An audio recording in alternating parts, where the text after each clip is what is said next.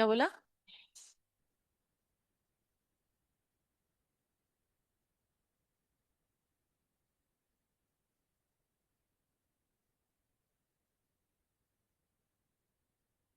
वो मैं फोन करके बोलती हूँ, रुको। अच्छा, स्टाफ ही चला गया था शायद।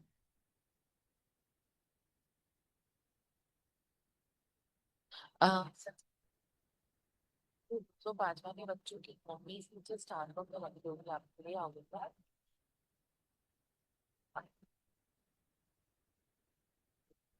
आ रही है, कॉपी आ रही है।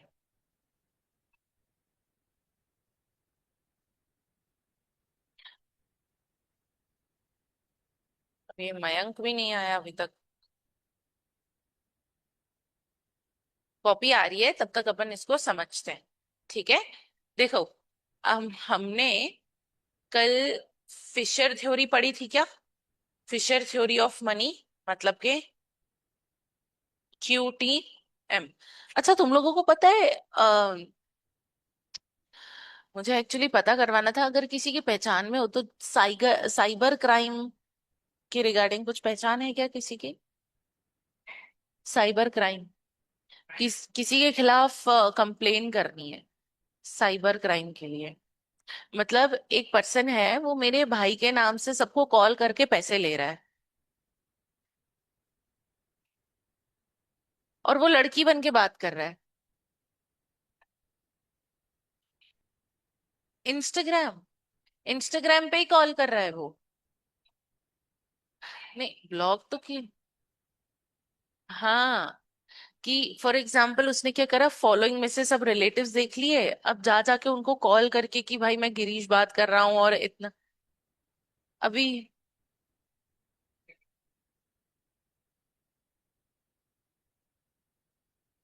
अच्छा, फिर आप लोगों ने क्या किया?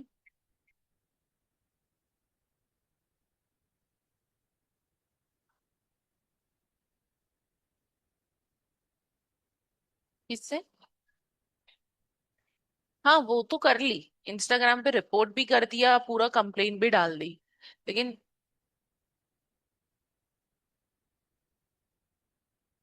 ओके। हाँ यार, मुझे वही पूछना था, क्योंकि अब मेरे भाई ने क्या है ना, पता तो अब वो लड़की बन के बात कर रहा है। तो मेरे भाई के दोस्त ने क्या किया ना, बातों बातों में उससे नंबर तो निकलवा लिया, और ट्रू कॉलर पे नाम भी चेक कर लिया, तो वो कोई जिम का लड़का है, और वो ऐसे कर रहा है। तो अब मेरा भाई तो सीधा उसको मारने के लिए जा रहा है यार। अब फालतू मारा कुटी कर लेगा, इससे बेटर हम कंप्लेन ही कर दें।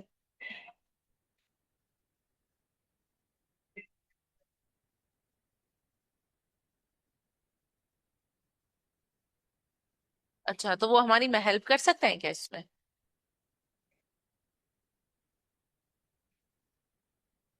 हाँ, पुलिस के पास तो जाएंगे, लेकिन वो उसको लंबा खींचना है। अच्छा, देखो, हमने एक थ्योरी पढ़ी थी, फिशर थ्योरी। ठीक है। उसमें अपन ने क्या पढ़ा था? फिशर थ्योरी में अपन ने पढ़ा था कि भाई देखो, ये क्या बोल रहे थे कि लोगों के पास जितना भी मनी है, वो उस मनी को क्यों डिमांड करते हैं? ताकि वो लोग उसको क्या कर पाए? स्पेंड कर पाए, ट्रांजैक्शंस के लिए। है ना? अच्छा, कल तक का तो लिखा था ना, ट्रांजैक्शंस के लिए। इनको दे देना यार। ट्रांस अरे, मैं PDF भेजने वाली थी। हाँ? अच्छा, मयंक ने लिखा होगा। ठीक है।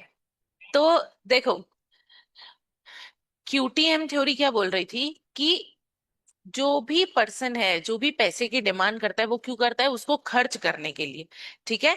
अब नेक्स्ट थ्योरी हमको पढ़नी थी। वो थ्योरी अपनी कौन सी थी? वो थी अपनी, ये ऑनलाइन आज इन लोगों ने भी ज्वाइन नहीं करा है, कपिल वगैरह।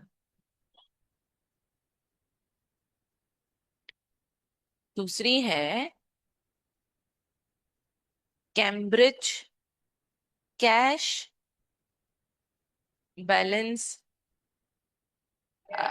अप्रोच। हाँ, एक बार आप एक काम करो, आप नीचे जाओ, बोलो मैडम ने बोला कि हमको कॉपीज चाहिए, तो उनको बोल दो ऊपर लेके आ जाओ।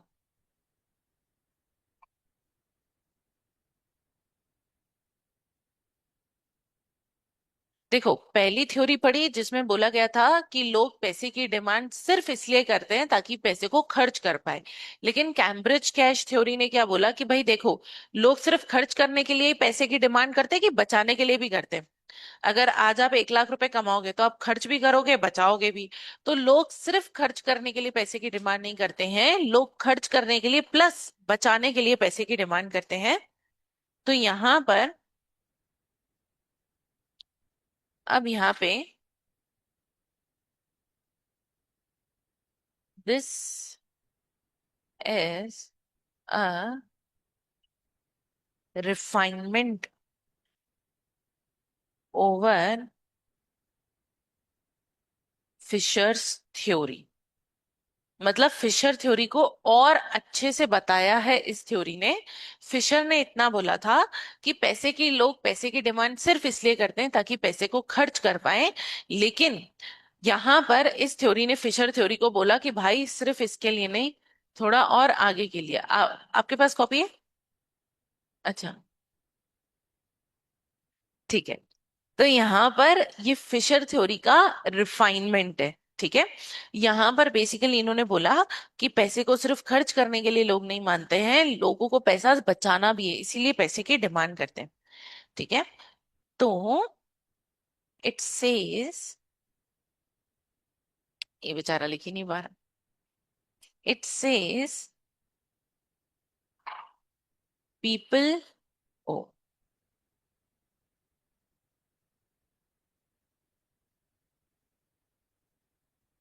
People demand money to hold it as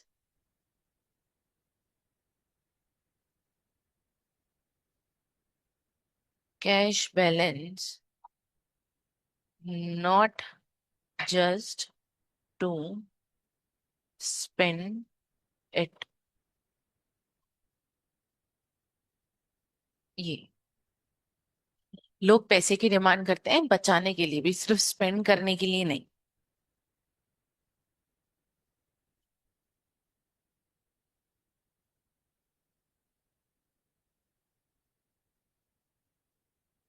money is held as a temporary store of wealth।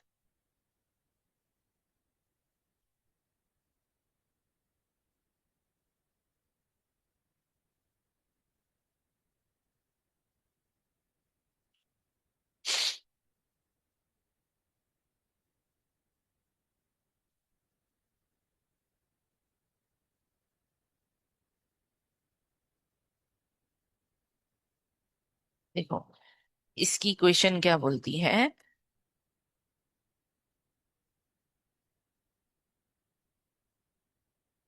Demand for money के इस लिखना। चलो इसको मैं आगे लिखती हूँ, पहले आप इतना लिख लो।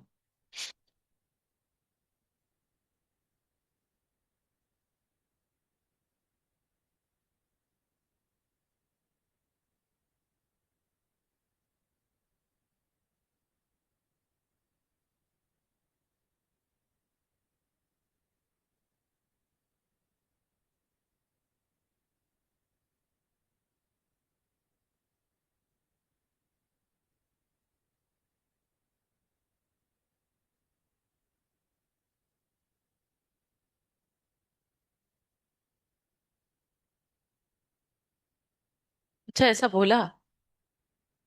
कौन सा स्कूल है?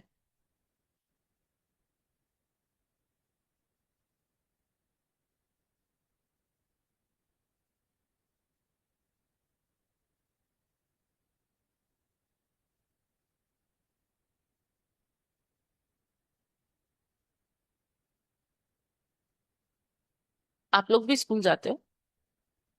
कौन सा स्कूल है? इलवा स्कूल है? अरे ले, बस समझ गई मैं।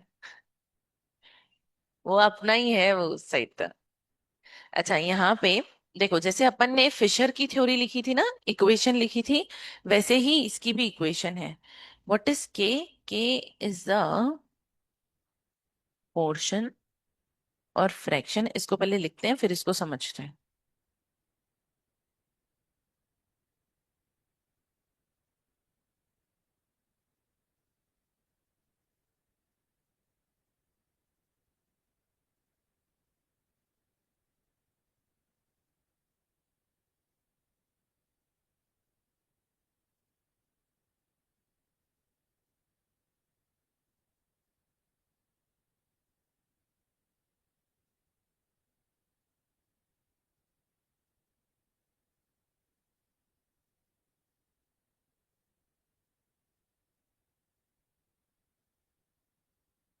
अब ध्यान से समझना है इसको, है ना।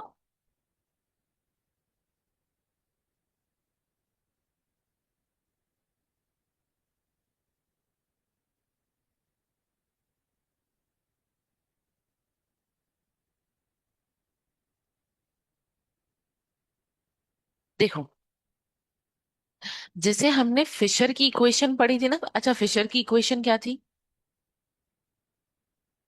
M D is equals to, जिस PT, M D is equals to PT. वैसे ही अब हमारी कैम्ब्रिज की इक्वेशन क्या है?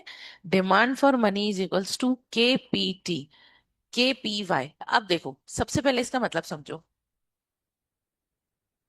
फिशर की थ्योरी क्या बोलती थी? इस आदमी ने क्या बोला कि लोगों को पैसा क्यों चाहिए? खर्च करने के लिए। लेकिन ये सही है क्या? नहीं।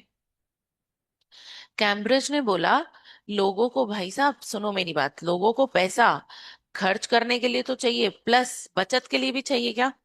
लोगों को पैसे की क्या करनी है? बचत भी करनी है। बोला भाई, ये वाली थ्योरी क्या बोलती है?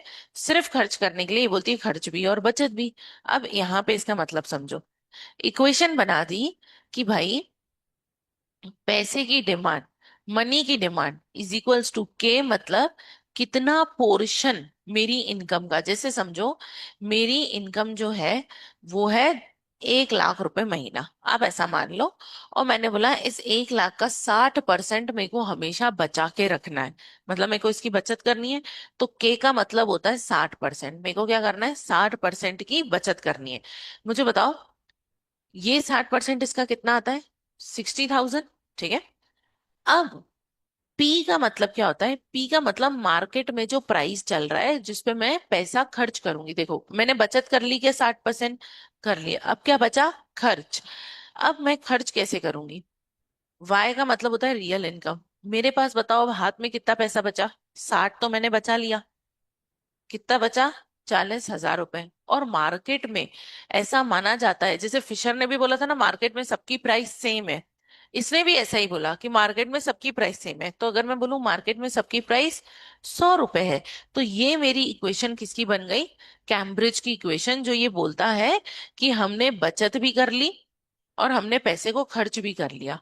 लेकिन हमारा फिशर क्या बोलता था? PT is equal, MD is equals to PT. हम क्या कर रहे हैं? सिर्फ खर्च कर रहे हैं। ये क्या बोलता है? खर्च भी करेंगे और बचत भी करेंगे। समझ में आया? ठीक है। अब यहाँ पे देखो, इस के का मतलब क्या बताया मैंने आपको? परसेंटेज, वो पोर्शन, वो फ्रैक्शन। फ्रैक्शन मतलब परसेंटेज, पॉइंट में जो आता है वो फ्रैक्शन, जो मुझे क्या करना है? सेव करना है। तो यहाँ पे मैं आपको अलग से लिखवा देती हूँ। अच्छा मुझे एक बात बताओ, पर्सन टू पर्सन ये के बदलता रहेगा कि सेम ही रहेगा? बदलता रहेगा। हो सकता है किसी दूसरे की 1 लाख इनकम हो, वो 80,000 बचाता हो सकता है किसी की 1 लाख इनकम है, वो 1 ही लाख बचाता है, हो सकता है कोई 20 ही बचाता है। तो ये डिपेंड करता है। ठीक है। तो यहाँ पे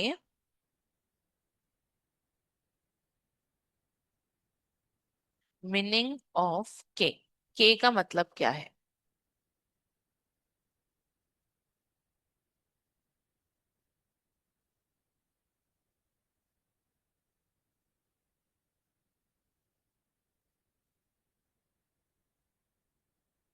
ये साइकोलॉजिकल फैक्टर है। साइकोलॉजिकल मतलब सब अलग अलग लोगों के लिए डिपेंड करता है कि उनको कितना बचाना है।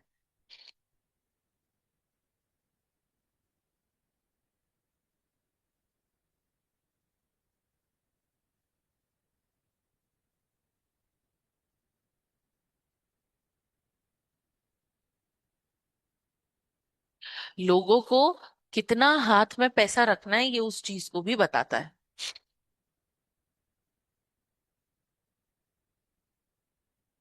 अच्छा, अब आप मुझे बताओ, अगर लोगों को लगता है कि फ्यूचर में पैसे की जरूरत पड़ेगी तो के ज्यादा होगा कि कम होगा? के का मतलब क्या? कितना पैसा बचाना है, मुझे बताओ। अगर फ्यूचर को लेके आपको अनसेफ लग रहा है, आपको लग रहा है कि फ्यूचर में पैसे की जरूरत पड़ेगी, तो आप बचत को मतलब के को ज्यादा रखोगे कि कम? ज्यादा रखेंगे। तो इफ पीपल फील अनसेफ, के इंक्रीजेस।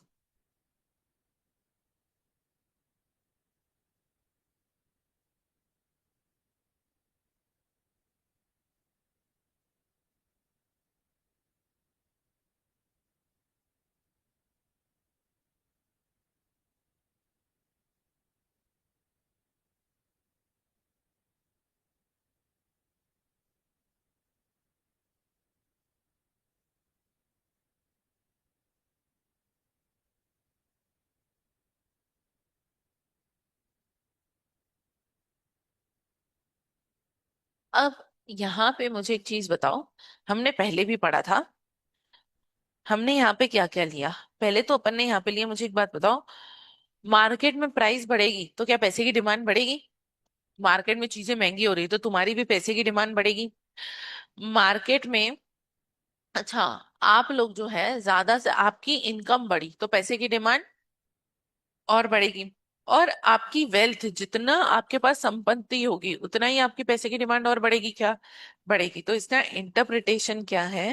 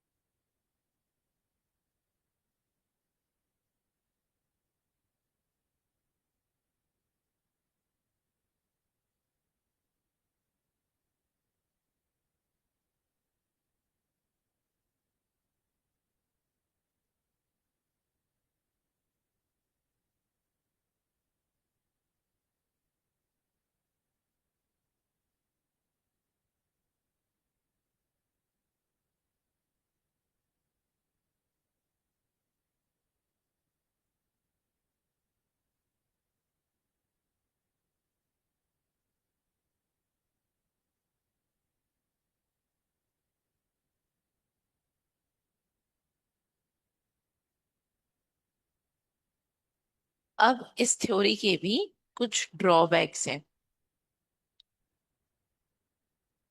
वो ड्रॉबैक्स क्या है?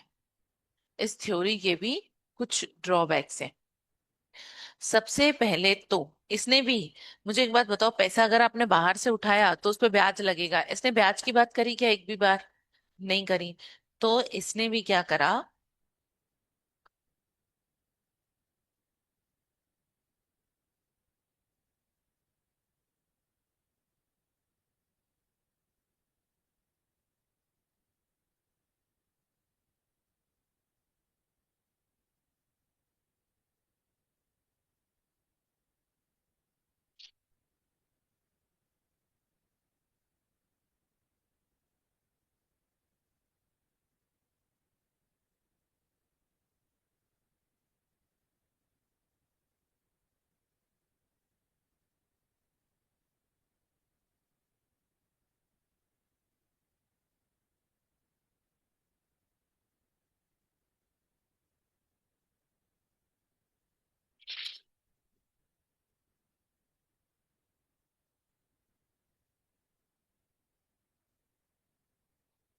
ठीक है।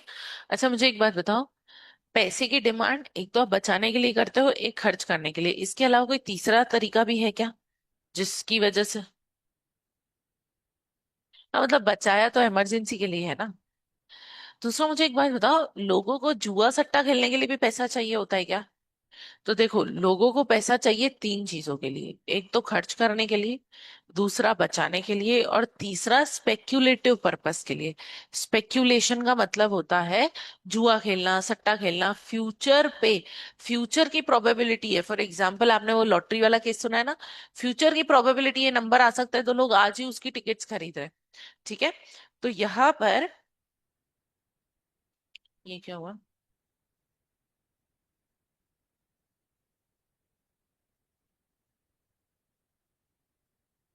हाँ, मेरा फोन तो नीचे ही रह गया होगा।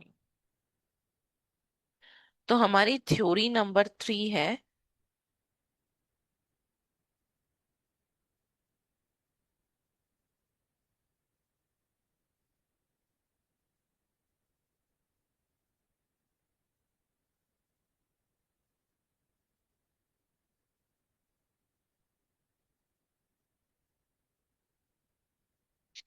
And this is most important. ये एकदम मोस्ट इम्पोर्टेंट है। अब ये तीसरे महाराज ने क्या बोला?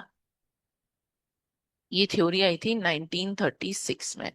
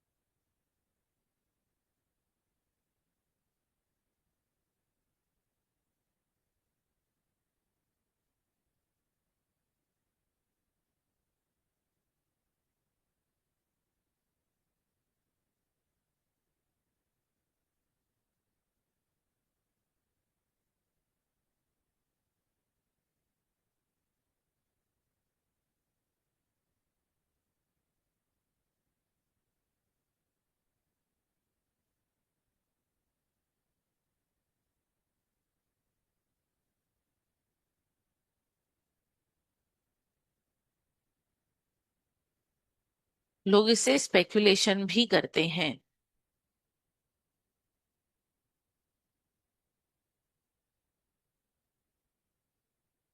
अब इसमें तीन मोटिव है। देखो पहले समझो, इसमें तीन मोटिव की हम बात करेंगे, इसको लिखना मत। पहला तो day to day, day to day transaction की बात करेंगे। ठीक है, रोजमर्रा की लाइफ में जो पैसों को खर्च करना है। ठीक है। दूसरा, प्रिकॉशन के लिए। मुझे एक बात बताओ, प्रिकॉशन का मतलब क्या होता है? सेव करके रखना पैसे को फ्यूचर के लिए। और तीसरा, स्पेक्यूलेशन के लिए। क्या स्पेक्यूलेशन के लिए?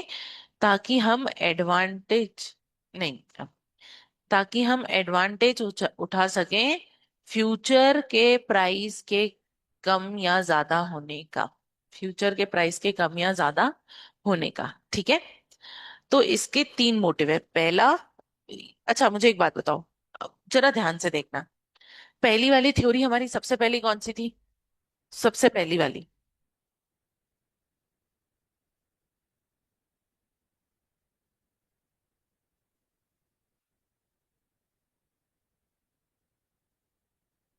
सबसे पहली थ्योरी का नाम क्या था?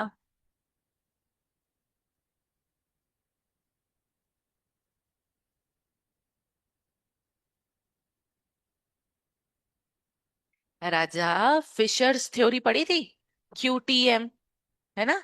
अब बहुत पीछे चले गए। मैं थ्योरीज की बात कर रही हूँ, तीन थ्योरी पढ़ रहे हैं। फिशर, उसका QTM नाम है, दूसरा कैम्ब्रिज, तीसरा ये तीन ही तो थ्योरी है। ठीक है। देखो, तो मेरी फिशर थ्योरी क्या बोल रही थी? कि भाई लोगों को पैसा सिर्फ क्यों चाहिए? ताकि वो खर्च कर सके। वो सिर्फ इतना बोल रहा था। कैम्ब्रिज ने एक और पॉइंट बोला। कैम्ब्रिज ने बोला नहीं, उसने बोला खर्च तो करना ही है, प्लस क्या करना है? सेव भी करना है। अब आई तीसरी थ्योरी। तीसरी थ्योरी ने बोला ये दोनों तो करना ही है, प्लस लोगों को फ्यूचर में गैम्बलिंग करने के लिए भी क्या चाहिए?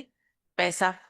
ठीक है। जैसे फॉर एग्जाम्पल, अगर मैं आपको बताऊं, तो कोई तीसरे वाले पॉइंट का एक सिंपल मतलब समझाती हूँ, देखो ना कैसे समझ आता है। समझो, अभी 24 कैरेट का जो सोना है वो मिल रहा है 1,24,000 का। ठीक है, मानो 1,24,000 का सोना मिल रहा है बाहर मार्केट में।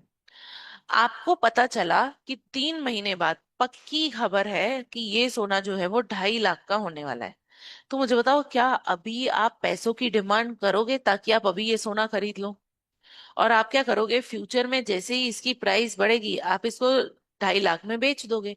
तो क्या आपने एक तरीके से सोने के भाव पे सट्टा ही खेला है ना।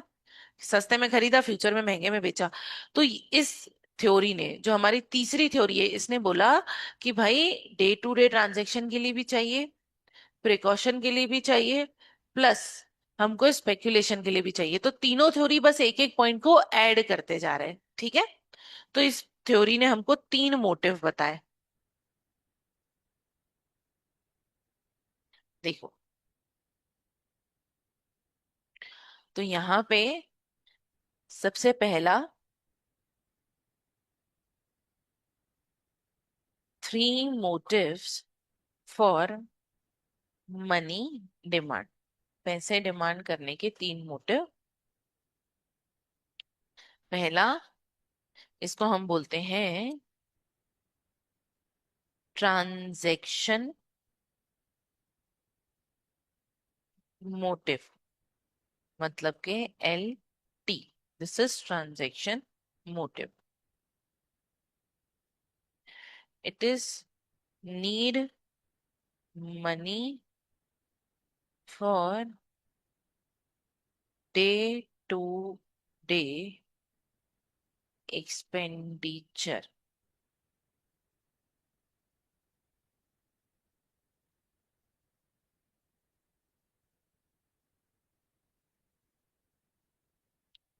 Depends on income.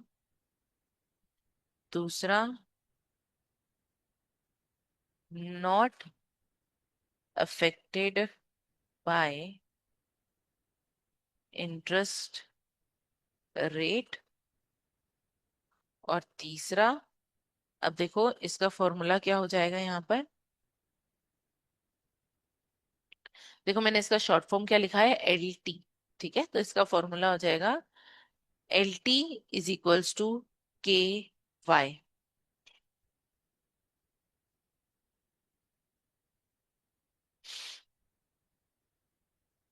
एक सेकेंड, क्या LT क्यों लिखा? क्योंकि ट्रांजैक्शन मोटिव को इन्होंने यहाँ पे T ट्रांजैक्शन लिख दिया, और L इन्होंने नॉर्मली ले लिया। अरे खुद ही मन से शॉर्ट फॉर्म बना दिया कि भाई हम ट्रांजैक्शन को ये, देखो ये किसकी थ्योरी है, किन्नीस की। आपको पता है ये जो लोग थ्योरी देते हैं ये लोग कौन होते हैं? ये इकोनॉमिस्ट होते हैं। ये बस नॉर्मल चीज जो जनरल लोगों को पता है ना, उसको सिर्फ थोड़ा रिफाइन करके बुक में लिख लेते हैं। तो इसने क्या बोला, ट्रांजैक्शन, तो ट्रांजैक्शन का नाम क्या दे दिया, LT। सिंपल।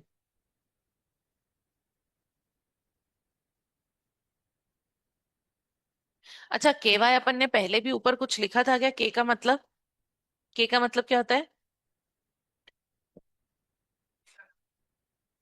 हाँ, जो जितना अपन सेव करना चाहते हैं। और वाई का मतलब रियल इनकम, जो मेरी रियल इनकम है। अच्छा मुझे बताओ, रियल इनकम में इन्फ्लेशन जुड़ा हुआ होगा कि नहीं होगा? अपन ने ये पढ़ा है, रियल GDP नॉमिनल GDP पढ़ा है अपन ने। तो मुझे बताओ, रियल में इन्फ्लेशन जुड़ा होता है कि नहीं होता है? नहीं होता है। नॉमिनल में इन्फ्लेशन जुड़ा हुआ होता है। ठीक है, देखो ये पहला। दूसरा, आपको ना इसका रिवीजन स्टार्ट करना पड़ेगा। अब देखो इसको क्या बोला, प्रिकॉशनरी मोटिव। प्रिकॉशनरी मोटिव को क्या बोल दिया इसने, LP। प्रिकॉशनरी को P बोल दिया, LP। इसका मतलब क्या, नीड मनी फॉर अनसर्टेनिटीज। जैसे कि फ्यूचर में मेडिकल इमरजेंसी के लिए, एक्सीडेंट्स के लिए, इमरजेंसीज के लिए।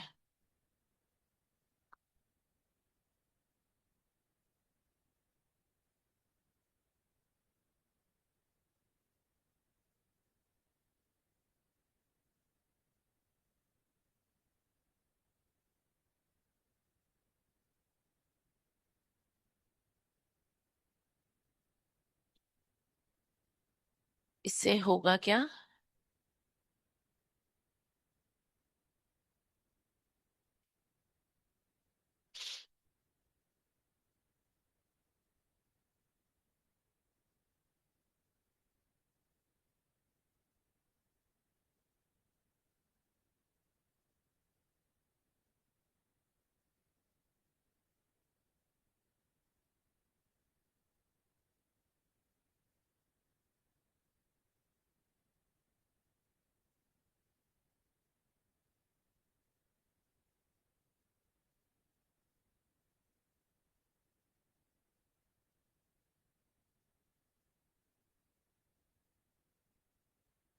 ये पॉइंट अपन ने ऊपर भी लिखा था, ठीक है। मुझे बताओ, लोगों के मन में ज्यादा अनसर्टेनिटी होगी, अनसर्टेनिटी मतलब डर है कि फ्यूचर में क्या होगा, तो क्या वो ज्यादा से ज्यादा प्रिकॉशन लेंगे?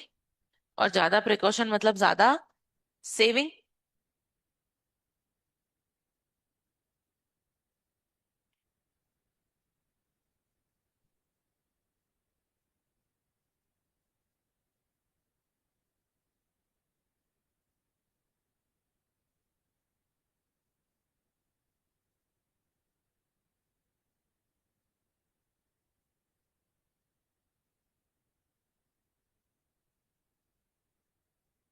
मैं पिछले 15 दिन से एक छुट्टी लेने का सोच रही हूँ, मैं छुट्टी नहीं ले पा रही। क्या करूं मैं?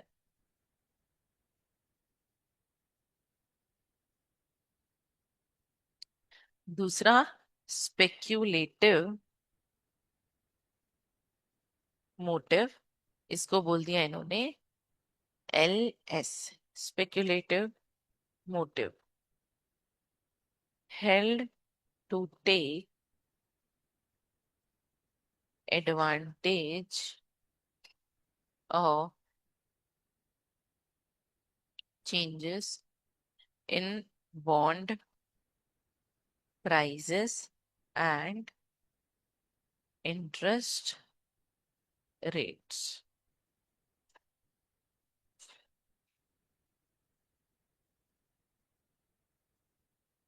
अभी हमारी एक ही चल रही है। क्या? कौन सा वाला? नहीं नहीं, किसने बोला है? अरे, क्या बोल रही है ये? किसने बोल दिया आपको? रुको रुको, जिसने बताया गलत बताया।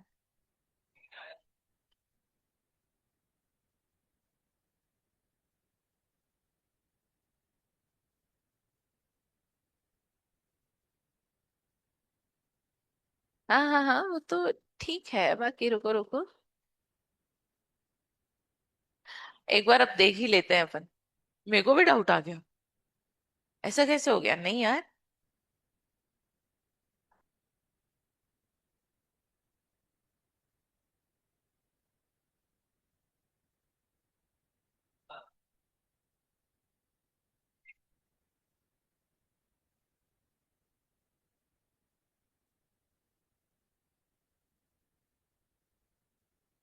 ये देखो, ये अपना डिमांड सप्लाई और ये नेचर और स्कोप तो अपना वही है, माइक्रो मैक्रो, जो अपन ने किया ही था। फिर से कर लेंगे, कोई दिक्कत नहीं।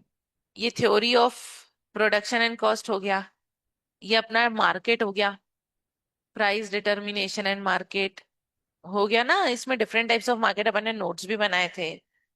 बिजनेस साइकिल बाकी है। अच्छा, नेशनल इनकम हो गया, पब्लिक फाइनेंस हो गया, मनी मार्केट चल रहा है, इंडियन इकोनॉमी हो गया, तो 3 चैप्टर हमारे बाकी है अभी। तो अपने मनी मार्केट चल रहा है, इंटरनेशनल ट्रेड और सॉरी। अभी मनी मार्केट में भी मैं आपको बताऊं, खुल भाई,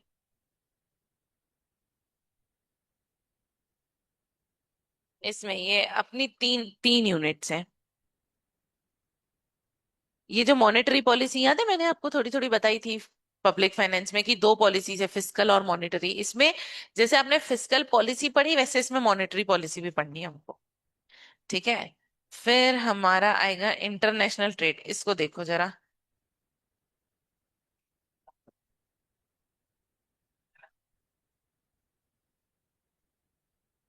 5 है, 5 यूनिट है इसमें। ठीक है।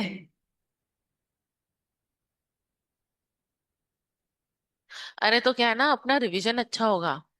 अभी इसीलिए मैंने आपको बोला कि अभी आप सप्लाई के वो देखो, लेक्चर देखो, ठीक है। उसके बाद अपन इसका शुरू से रिवाइज करने ही वाले हैं। पूरा रिवाइज करेंगे हम, सारे चैप्टर फिर से करने वाले हैं हम शुरू से, ताकि अपना पूरा रिवाइज हो जाए। सारे क्वेश्चन करेंगे, एमसीक्यू करेंगे बहुत सारे, ताकि अपना क्या है ना इकोनॉमिक्स का एकदम पक्का हो जाए। जैसे अभी मैं आपको करंटली बताऊं, सीएस वालों की एग्जाम हुई ना, डबल ईटी की, तो उनको बाकी सब्जेक्ट में कैसा, थोड़े से कम मार्क्स आए।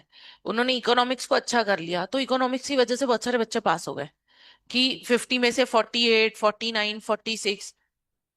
तो आपके मार्क्स पूरे इधर उधर हो गए, तो बच्चों को टेंशन कम हुआ। जैसे कभी कभी मैथ्स का कैलकुलेशन बिगड़ जाता है, ठीक है। कभी कभी आप थ्योरी पूरी भूल गए, लेकिन यहाँ पे इकोनॉमिक्स में क्या फायदा है, थोड़ी थोड़ी थ्योरी है, थोड़ा थोड़ा प्रैक्टिकल है। तो इसमें आपको बहुत, मैं तो बोलूंगी किसी एक सब्जेक्ट को इतना मजबूत बना लो ना, कि रिजल्ट थोड़ा इधर उधर हो जाए ना तो वो सब्जेक्ट तुमको पार लगा ले। ऐसा करो, ठीक है। तो इसीलिए मैंने इसका कोर्स आपको जल्दी इसीलिए कंप्लीट करवाया है। आपको पता है, जब मैंने बोला था 12th की क्लास अलग लगवानी है, तो पहले तो मेरे को मना किया था कि भाई मैम अभी तो इनको सबको साथ में पढ़ाओ, जैसा चल रहा है। अपन अक्टूबर नवंबर में इनको अलग कर देंगे, क्योंकि अभी टाइम मैनेज नहीं हो पा रहा है, मतलब बच्चों को हम फिर 6 बजे तक छोड़ना पड़ेगा। मैंने बोला देखो भाई, अभी 6 बजे तक छोड़ेंगे चलेगा, अभी आपको टेंशन नहीं है। अभी अगर आपको सोचो, नवंबर में आपका ये शुरू होता अभी, कितना टेंशन हो जाता। आपका रिवीजन तो छोड़ो, कोर्स भी पूरा नहीं हो पाता एग्जाम के पहले तक। तो पता चले 10 दिन बाद एग्जाम है, अपन यहाँ पे नेशनल इनकम कर रहे हैं, फटाफट करो, पेपर है पेपर है। अब क्या है, तुमको टेंशन नहीं होगी। अब इसीलिए मैंने उस क्लास में बोल दिया, क्योंकि देखो वो बच्चे सुनते नहीं है अभी। आप सोचो, मेरी 2-3 दिन से तबीयत खराब हो रही है, ठीक है। इतना ज्यादा यहाँ पे मुझे पूरा इन्फेक्शन हो रखा है, मैं बोल नहीं पा रही हूँ। अभी इन बच्चों ने बोला, अच्छा, केशव का और कपिल का बाकी था, तो मुझे पहले सबने यही बोला कि इनको आप लेक्चर देखने के लिए बोलो, डिमांड मत पढ़ाओ। मैंने बोला नहीं भाई, इनका छूटा हुआ है, अपन करेंगे, तुम भी रिवीजन करना। आधे बच्चों ने बोला रिवीजन करेंगे। अब बाद में मैं यहाँ पे पढ़ा रही हूँ, कोई सुन ही नहीं रहा था, कोई नहीं सुन रहा था। तुम खुद बताओ, कोई भी सुनता हुआ दिखता है तुमको? वो आधा छुप छुप के फोन चलाएंगे, आधे वहां कोने में घुस के इधर उधर देखेंगे कि कब खत्म होगा। मैंने बोला यार मैं क्यों एनर्जी वेस्ट करूं, फिर तुम दूसरा खुद का ही पढ़ लो। अपन क्या करेंगे, अभी आप लेक्चर देखो, वीडियो लेक्चर। अभी मैंने उनके सामने क्यों नहीं बोला, फिर पता है वो भी पढ़ाई नहीं करते, वो बोलते ठीक है अपन भी तभी देख लेंगे, अपन भी तभी कर लेंगे। वही। तो इट इज बेटर कि अभी अपन अपना कोर्स कंप्लीट करते हैं, आप लेक्चर देखो, जितना समझ आ रहा है अच्छी बात है। अपन जो जितने भी 150 एमसीक्यू है ना, वो भी अपन क्लास में ही करेंगे, उसकी दिक्कत नहीं। पर एक बार आप बस लेक्चर देख के रख लो, ये सारे चैप्टर हम फिर से करने वाले हैं। उसमें मयंक सर भी हैं, उसमें हर्ष सर भी है, सब है उसमें। और अपना ये बिजनेस साइकिल्स भी है, देखो बिजनेस साइकिल तो सीधा इतना ही चैप्टर है, बस छोटू सा, ये छोटा, इसमें कोई यूनिटी नहीं है। ये देखो बस यहाँ सांप सीढ़ी है, बस। तो अपन क्या है ना, अपन इसका रिवीजन करेंगे अच्छे से पूरा स्टार्टिंग से। एक बार का कोर्स हो जाएगा ना, फिर अपन क्या करेंगे, आप घर से जो भी आप कॉपी बना रहे हो, आप घर से पढ़ के आना, ठीक है। मैं इधर एक बार करवाऊंगी, फिर आप घर से पढ़ के आना, नेक्स्ट डे फिर हम एमसीक्यू करेंगे, बहुत सारे एमसीक्यू करेंगे, ठीक है।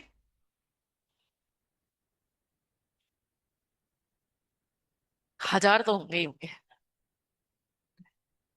अच्छा।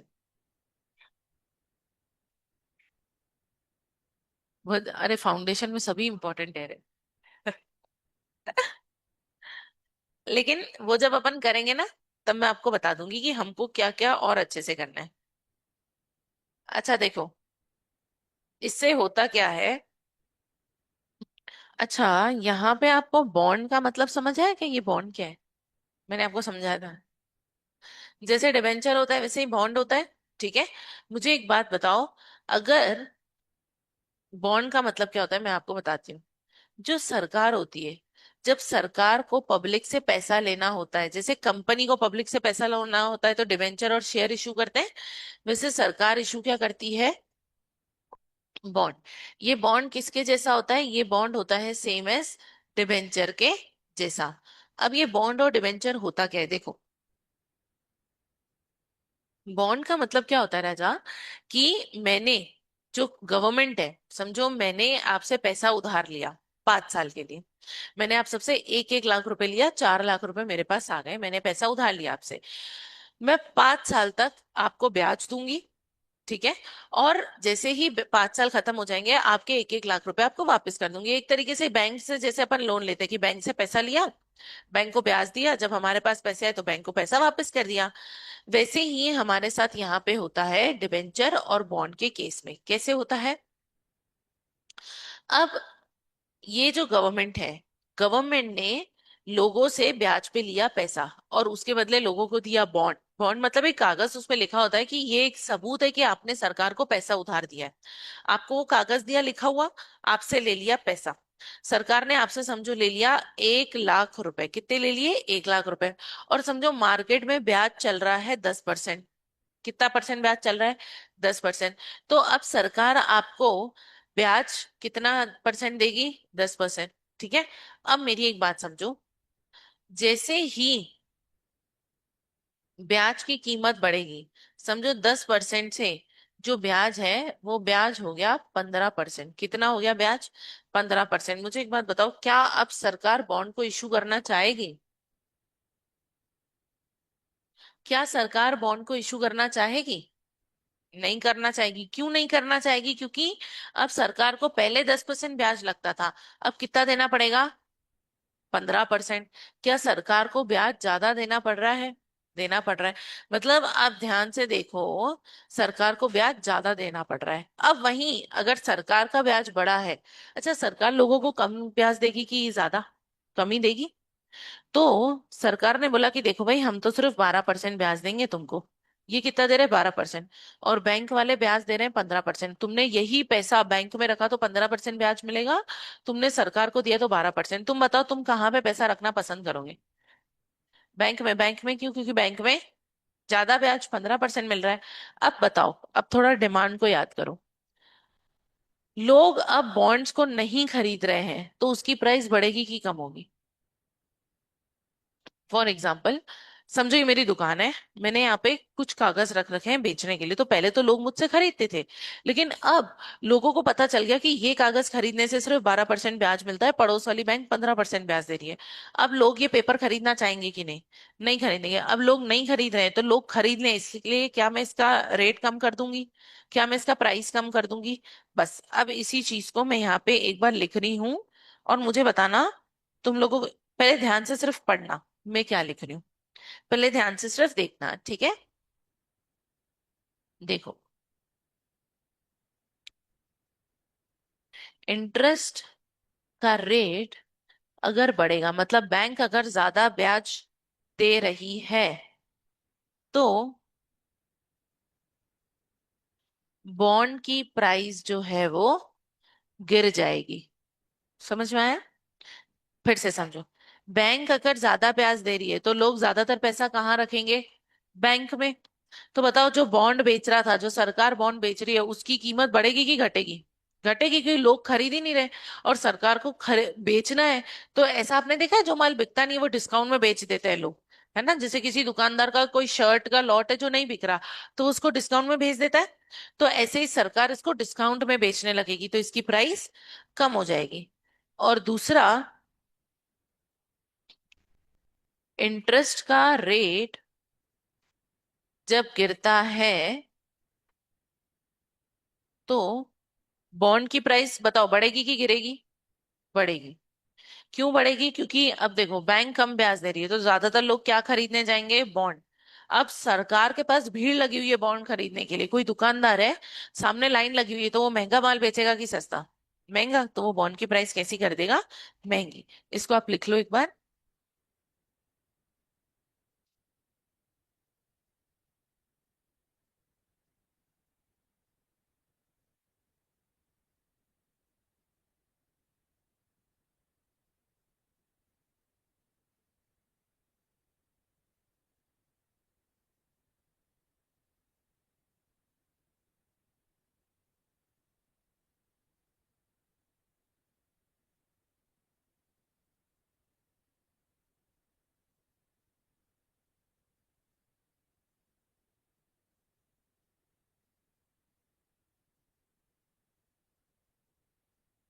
तनिष्क क्या?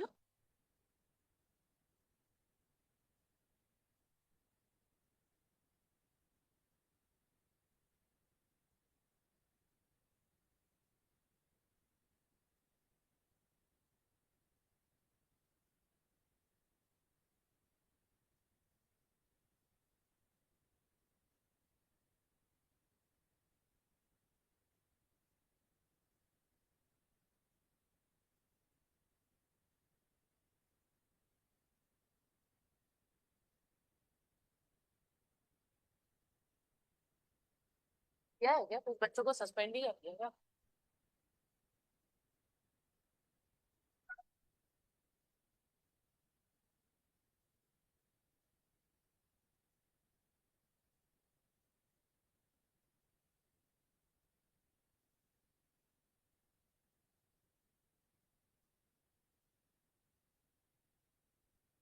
बाकी का अपन कल कंटिन्यू करेंगे, ठीक है?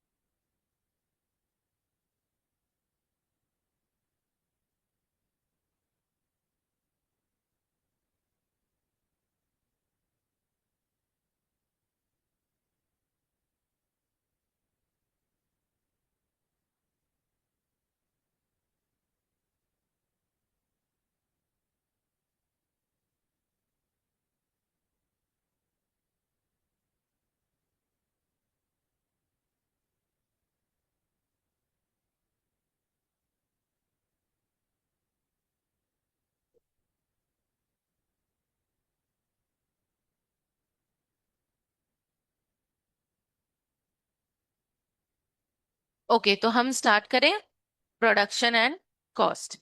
ठीक है। अच्छा, लास्ट अपन ने क्या पढ़ लिया था यहाँ पर?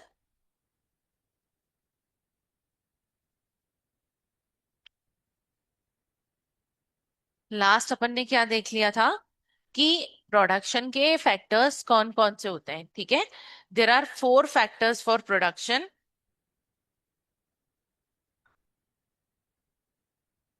देर are four factors of production: land, labour, capital और एंटरप्रेनर। ठीक है। अब उसके बाद आज हमको समझना है कि जो फैक्टर्स होते हैं, there are two types of factor. हाँ,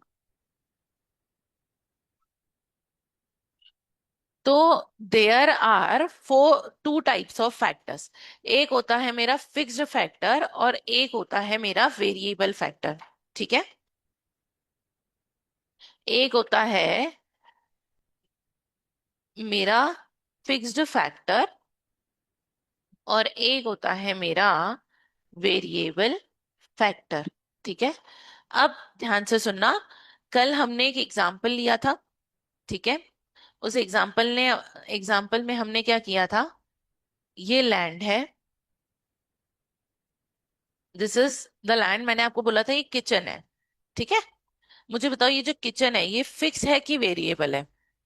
मैं इस किचन में अगर 1000 डिशेस बनाऊं या फिर मैं इस किचन में 500 डिशेस बनाऊं, जितनी ज्यादा डिशेस उतना ज्यादा किचन लंबा करना पड़ेगा कि काम मैनेजेबल है?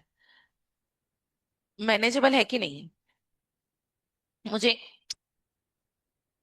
देखो, फिक्स फैक्टर का मतलब होता है यहां पर जो मेरे आउटपुट से चेंज नहीं होता है। अब ध्यान से सुनना। मैं क्या करती हूँ, इस किचन में कुछ लेबर्स को हायर करूंगी। ठीक है। कुछ शेफ को हायर करूंगी और मैंने इन शेफ को टारगेट दिया कि महीने में तुमको 1000 डिशेस सेल करनी है। बताओ कि इस किचन में अगर मैंने लिमिटेड रखे इनको, तो ये अच्छे से काम करके कर सकते हैं क्या? कर सकते हैं। ये जो किचन है ना, ये है मेरा फिक्स्ड। इसको मैं बोलती हूँ ये फिक्स है, किचन चेंज नहीं हो सकता। लेकिन ये जो अंदर के फैक्टर्स हैं, ये क्या हो जाएंगे मेरे वेरिएबल फैक्टर्स। मुझे एक बात बताओ, अगर मुझे ज्यादा डिशे बनानी है तो ज्यादा शेफ चाहिए कि नहीं चाहिए? बिल्कुल चाहिए। तो यहाँ पर हमने जो चार फैक्टर पढ़े, लैंड, लेबर, कैपिटल, एंटरप्रेनर, तो इसमें कुछ फैक्टर मेरा फिक्स है, जैसे कि लैंड। क्या लैंड फिक्स होता है? जैसे आपके पास फैक्ट्री है, आपके पास समझो 5000 स्क्वायर फीट में आपके पास एक फैक्ट्री है। अब तुम इस फैक्ट्री में 1000 यूनिट बनाओ, तुम इस फैक्ट्री में मशीन में 500 यूनिट बनाओ, तुम इस फैक्ट्री में 2000 यूनिट बनाओ, ये तुम्हारे ऊपर डिपेंड करता है कि अंदर कितने लोग काम कर रहे हैं। ठीक है। तो मुझे एक बात बताओ, तुमको जितनी ज्यादा यूनिट बनानी है उतनी ज्यादा क्या फैक्ट्री खोलनी पड़ेगी क्या? नहीं, फैक्ट्री तो एक ही है ना, चार फ्लोर हैं। अब जैसे फॉर एग्जांपल इस क्लास में बच्चे बैठने की जगह है। ठीक है। अब इस समझो पूरे नाटा में हमको 500 बच्चों को पढ़ाना है, तो जगह तो है। ऐसा तो नहीं है 500 बच्चे आ रहे तो हर बच्चे के लिए एक एक क्लास अलग बनानी पड़ेगी, ऐसा तो नहीं है। तो लैंड मेरा क्या होता है? Fix factor. और उसके अंदर जो लेबर होता है, लेबर जो काम कर रहा है, ये लेबर कैसा होता है? Variable factor. अगर आपको ज्यादा माल बनवाना है तो ज्यादा लेबर चाहिए, कम माल बनवाना है तो कम लेबर चाहिए। इतना समझ में आया क्या? अब थोड़ा सा और समझते हैं इसको। फिर से आते हैं फैक्ट्री पे। ठीक है। अच्छा, यही वाला कंसेप्ट हमको कॉस्ट में भी काम आएगा, तो ध्यान से इसको समझना। देखो, मेरी फैक्ट्री में तीन लेबर काम करते हैं। कितने काम कर रहे हैं यहाँ पे? तीन लेबर। और एक लेबर जो है वो 100 यूनिट बनाता है। ये एक एक बनाते 100 यूनिट। तो बताओ टोटल कितनी यूनिट मेरी फैक्ट्री में बन रही है? 300 यूनिट। ठीक है। अभी कितनी यूनिट बन रही है? 300 यूनिट। अब मैं चाहती हूँ मेरी फैक्ट्री में 500 यूनिट बने। तो बताओ मुझे फैक्ट्री एक और खरीदनी पड़ेगी कि मेरे को इसमें सिर्फ दो लेबर को और रखना पड़ेगा? मुझे दो को और रखेंगे। तो मैंने क्या किया, ये एक नया, ये एक नया। अब ये लोग भी 100 यूनिट बना रहे हैं, 100 यूनिट बना रहे हैं। बताओ अब कितनी यूनिट बन रही है? 500 यूनिट। अब मैं चाहती हूँ कि 500 यूनिट की जगह जो है 800 यूनिट मेरी फैक्ट्री में बने। तो अब बताओ मुझे फैक्ट्री और बनानी पड़ेगी कि सिर्फ लेबर को बढ़ाना है? बताओ लेबर कितना बनाऊंगी अगर मुझे 800 बनाना है तो? अभी कितनी बन रही हैं? 500। मुझे 800 चाहिए, तो मतलब 300 और एक्स्ट्रा बनानी है। तो बताओ 300 और एक्स्ट्रा के लिए कितने लोग और काम पे रखने पड़ेंगे? तीन। तो मैंने क्या किया, यहाँ पे 3 लेबर को और काम पे रख दिया। अब ये लोग भी 100 यूनिट 100 यूनिट 100 यूनिट बना रहे, अब टोटल मेरी बन रही है 800 यूनिट। आप ध्यान दो, ये जो मेरी 800 यूनिट्स हैं, ये जो मेरी यूनिट्स हैं, क्या इन यूनिट्स को मैं मेरा आउटपुट बोल सकती हूँ? आउटपुट का मतलब क्या होता है? मेरी फैक्ट्री में आया रॉ मटेरियल, मेरी फैक्ट्री में आया राजा रॉ मटेरियल, और रॉ मटेरियल को मशीन में कन्वर्ट करके लेबर से काम करवा के मैंने क्या बना दिया, आउटपुट। ठीक है, ये था मेरा इनपुट, और अब मेरा क्या बन गया, आउटपुट। क्या आउटपुट को मैं मार्केट में सोल्ड करती हूँ? करती हूँ। ध्यान से देखो, पहले मेरा आउटपुट 300 से बढ़कर कितना हुआ, 500, फिर 500 से बढ़कर कितना हुआ, 800, 300 से 500, 500 से 800। देखो, पहले मेरा आउटपुट कैसा था, पहले था 300, फिर कितना हुआ 500, और फिर कितना हुआ 800। क्या मेरा आउटपुट बढ़ता जा रहा है? बढ़ता जा रहा है। आउटपुट से क्या मेरा लेबर बढ़ रहा है क्या? बताओ, 300 यूनिट के लिए कितने लेबर थे यहाँ पे? 3। 500 के लिए कितने थे? 5। और 800 के लिए कितने थे? 8 यूनिट। ठीक है, मतलब 8 लेबर थे। मुझे एक बात बताओ, जैसे जैसे मेरा आउटपुट बढ़ रहा है, क्या वैसे वैसे मेरे लेबर भी बढ़ रहे हैं, मजदूर भी बढ़ते जा रहे हैं? तो इस लेबर को मैं बोल दूंगी कि जो मेरा लेबर है, ये कैसा फैक्टर है, ये है मेरा वेरिएबल फैक्टर। वेरिएबल फैक्टर का मतलब ये होता है जो आउटपुट के साथ चेंज होता जाता है। ठीक है, जैसे 300 के लिए 3 लेबर चाहिए, मुझे सोचो अगर मुझे सिर्फ 200 यूनिट बनानी है तो कितने रखने पड़ेंगे? 2। ठीक है, एक जना 100 100 बनाएगा। तो जैसे जैसे मेरा आउटपुट बदलता है, वैसे वैसे मेरा लेबर भी बदलता है, तो इसको मैं क्या बोल देती हूँ, वेरिएबल फैक्टर। अब मुझे एक बात बताओ, ये मेरी फैक्ट्री थी और इस फैक्ट्री की जमीन थी 5000 स्क्वायर फीट। मुझे बताओ, क्या ये जमीन बदल रही है क्या? उसी फैक्ट्री के अंदर मैं सिर्फ मजदूरों को बढ़ाती जा रही हूँ, बढ़ा रही हूँ या कम कर रही हूँ, जितना भी मुझे माल बनाना है। क्या मुझे इस फैक्ट्री को कुछ करना पड़ रहा है क्या? नहीं।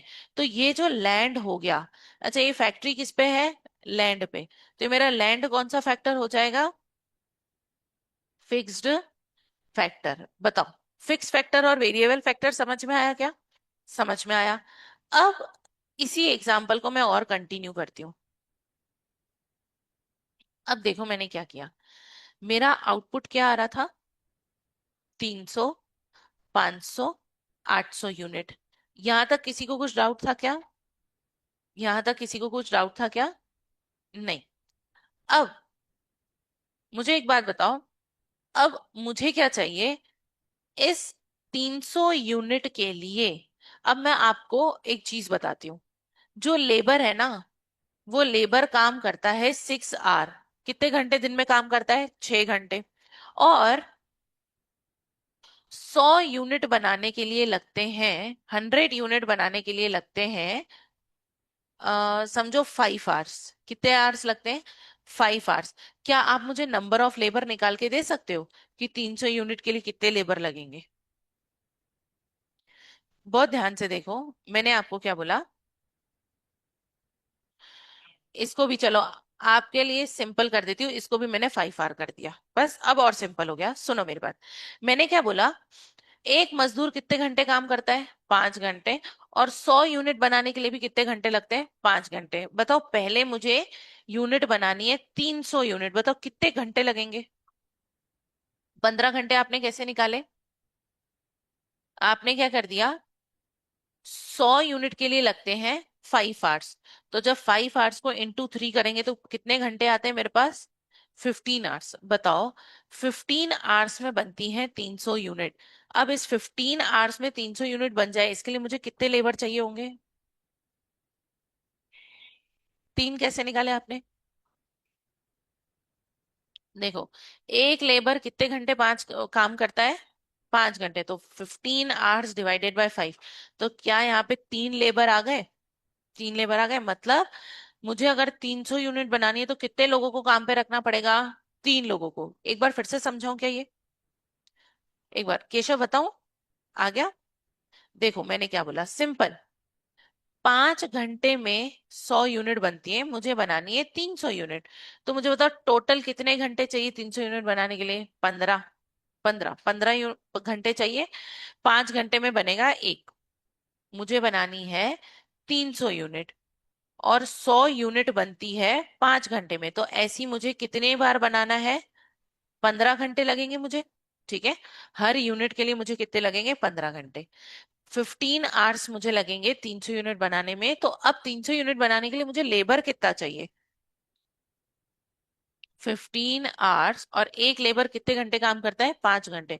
तो कितने लेबर आ गए? 3 लेबर। क्या ऐसे ही आपने निकाला था अभी? ठीक है। ये वेरिएबल फैक्टर और फिक्स फैक्टर समझ में आया? वेरिएबल वो जो आउटपुट, जैसे जैसे आउटपुट बढ़ता है वो भी चेंज होता रहता है। और फिक्स्ड का मतलब वो चेंज होता है कि नहीं होता है? वो चेंज नहीं होता है। तो यहीं पे वो मतलब लिखा हुआ है कि फिक्स फैक्टर का मतलब होता है वो फैक्टर्स जो आउटपुट से चेंज नहीं होते, और वेरिएबल का मतलब जो आउटपुट के साथ चेंज हो जाता है। ठीक है। अब उसके बाद ये देखो, हम निकालेंगे एवरेज प्रोडक्ट। नहीं, इसको मैं आपको आगे बताऊंगी, अभी नहीं तो कंफ्यूज हो जाओगे। अब हमको एक चीज समझनी है। लॉ, बहुत सारे लॉज हैं। देखो क्या होता है ना, चलो एक एग्जांपल करते हैं। हम इस चैप्टर में बहुत सारे लॉ पढ़ेंगे। Law of variable proportion, law of diminishing proportion. अब इसका मतलब क्या होता है? फिर से आप मेरे किचन वाले एग्जाम्पल पे आ जाओ। ठीक है, हमने क्या किया था? इस किचन वाले एग्जाम्पल से ही अपन समझेंगे।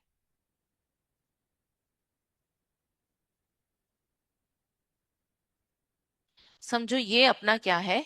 किचन। ठीक है। अब मैंने आपको क्या बोला था?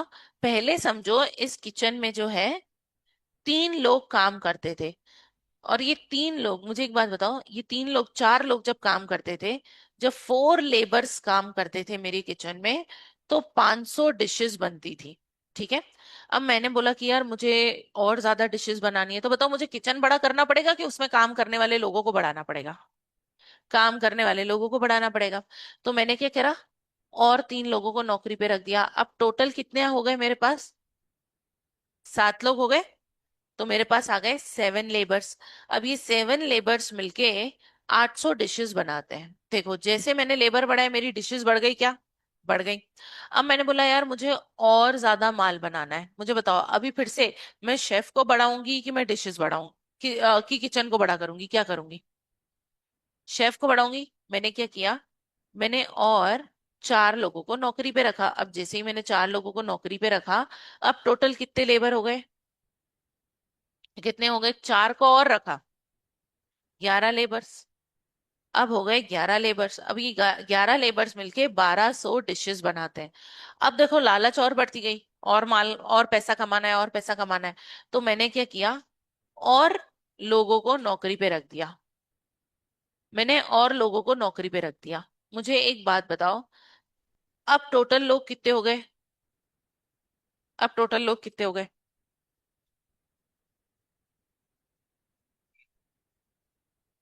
19 हो गए क्या? 19 लेबर्स। अब मेरी डिशेस जो है 2000 डिशेस बनने लग गई। ठीक है। अब मैंने बोला एक काम करते हैं, और लोगों को रखते हैं, और लोगों को इसमें रखते हैं। मैंने और लोगों को बढ़ाया। मुझे एक बात बताओ, जितने ज्यादा लोग काम करेंगे, जितने ज्यादा लोग काम करेंगे उतनी ज्यादा झगड़े होंगे कि अच्छे से काम होगा? झगड़े होंगे। मैंने और को रखा, अब टोटल हो गए 25 लेबर।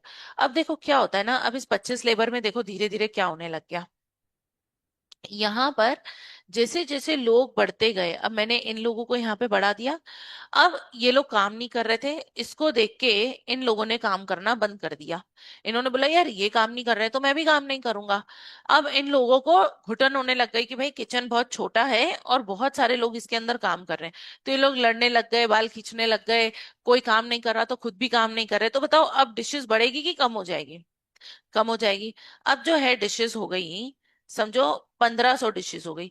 इन लोगों ने इतनी लड़ाई करी कि 1500 डिशेस हो गई। मैंने बोला यार पता नहीं क्या हो गया, ये लोग तो अच्छे से काम कर रहे थे। एक काम करो, और लोगों को रख देती हूँ। बताओ और लोगों को काम पे रख के अच्छा करा कि बुरा करा? बुरा। ऑलरेडी उसमें लोग इतने ज्यादा थे कि सबकी लड़ाई हो रही थी, और को रख दिया तो अच्छा होगा कि बुरा होगा? बुरा होगा। तो अब जैसे ही मैंने कुछ और लोगों को काम पे रख दिया, अब ये जो डिशेस हैं वो कितनी हो गई? 800 डिशेस हो गई। समझो कितनी हो गई? 800 डिशेस। 700 कर दो उसको। आप जरा ध्यान से देखो, जब मैं वेरिएबल को बढ़ा रही थी तब ये डिशेस बढ़ रही थी क्या? बढ़ रही थी। लेकिन जब मैंने हद से ज्यादा इन लोगों को बढ़ा दिया तो अब मेरी डिशेस कम हो रही है क्या? कम हो रही है। अब एक टाइम ऐसा आएगा कि समझो मैंने और लोगों को काम पे रख दिया, 35 लोगों को काम पे रख दिया, अब ये जो मेरी डिशेस बन रही थी वो सिर्फ 100 ही डिशेस बन रही है। अब ये क्या चली जाएगी, धीरे धीरे नेगेटिव हो जाएगी। क्या हो जाएगी? नेगेटिव हो जाएगी। अब आप मुझे सिर्फ यहाँ पे इंक्रीज निकाल के बताओ। देखो, समझो, 4 लेबर थे तो कितनी डिशेस बन रही थी? 500। अब हो गए 7 तो कितनी बन रही है? 800। बताओ कितने से इंक्रीज हुआ? 300 डिशेस से इंक्रीज हुआ। प्लस में कर दूं इसको क्योंकि बड़ा है, बढ़ोतरी हुई। फिर 800 से 1200, बताओ 400 से बढ़ोतरी हुई, प्लस में लिखा। यहाँ पे कितने से बढ़ोतरी हुई? 800 से। देखो क्या यहाँ पे हम इंक्रीज होते जा रहे हैं? होते जा रहे हैं। अब यहाँ पे बताओ, माइनस का 500। क्या धीरे धीरे अपन नीचे आने लग गए? फिर उसके बाद यहाँ पे कितना हो गया? माइनस का, माइनस का कितना आया? 800। उसके बाद यहाँ पे कितना हो गया? माइनस का 600। इसी को मैं मेरा लॉ ऑफ वेरिएबल प्रपोर्शन बोलती हूँ। लॉ ऑफ वेरिएबल प्रपोर्शन का मतलब बहुत आसान होता है कि तुमने अगर हद से ज्यादा वेरिएबल को बढ़ा दिया। अच्छा, लेबर मेरा वेरिएबल है, अभी अपन ने ऊपर समझा था क्या? यहाँ पर क्या ये लेबर मेरा वेरिएबल है। तो मुझे एक बात बताओ, अगर मैं हद से ज्यादा लेबर को बढ़ा दूंगी तो पहले तो सब बढ़िया चल रहा था, पहले तो देख के सब अच्छा लग रहा था कि देखो ये सब बढ़ता जा रहा है, पहले तो धंधा बहुत अच्छा हो रहा था। लेकिन धीरे धीरे ये क्या हो गया? नेगेटिव होता गया। तो ये अच्छी बात है कि बुरी बात है? बुरी बात है। लेकिन अब इसमें एक और चीज को अपन ऐड करते हैं। ये तो हो गया मेरा law of variable proportion. Law of variable proportion क्या होता है? जब आप शुरुआत में, अब देखना एक ग्राफ से समझा रही हूं, ध्यान से देखना।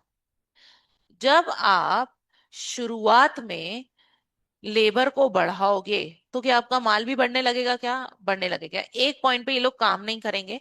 और जब तुमने हद से ज्यादा किया तो बताओ ये गिरने लगेगा कि बढ़ने लगेगा? गिरने लगेगा। समझ में आया? तो आप जब लेबर को बढ़ाते हो धीरे धीरे तो आपका माल बढ़ता है। और एक पॉइंट ऐसा आता है कि अब अगर इससे ज्यादा तुमने लोगों को नौकरी पे रखा तो अब ये लड़ने लग जाएंगे, ये लोग काम नहीं करेंगे, तो आपका जो माल है वो कम बनेगा कि ज्यादा? कम बनेगा। तो पहले आप ऊपर जाते हो, फिर एक पॉइंट आता है जहां बिल्कुल जगह नहीं है, लोगों को इसमें ऐड नहीं कर सकते, आप तब भी उनको ऐड करते जा रहे हो, तो ये क्या करते हैं? नीचे गिरते जाते हैं। समझ में आया क्या? इस लॉ का मतलब समझ में आया क्या? कितना आसान था। तुमने अगर हद से ज्यादा लोगों को नौकरी पे रखा, अब जैसे इस क्लास में मैक्सिमम आप बताओ कितने बच्चे बैठ सकते हैं?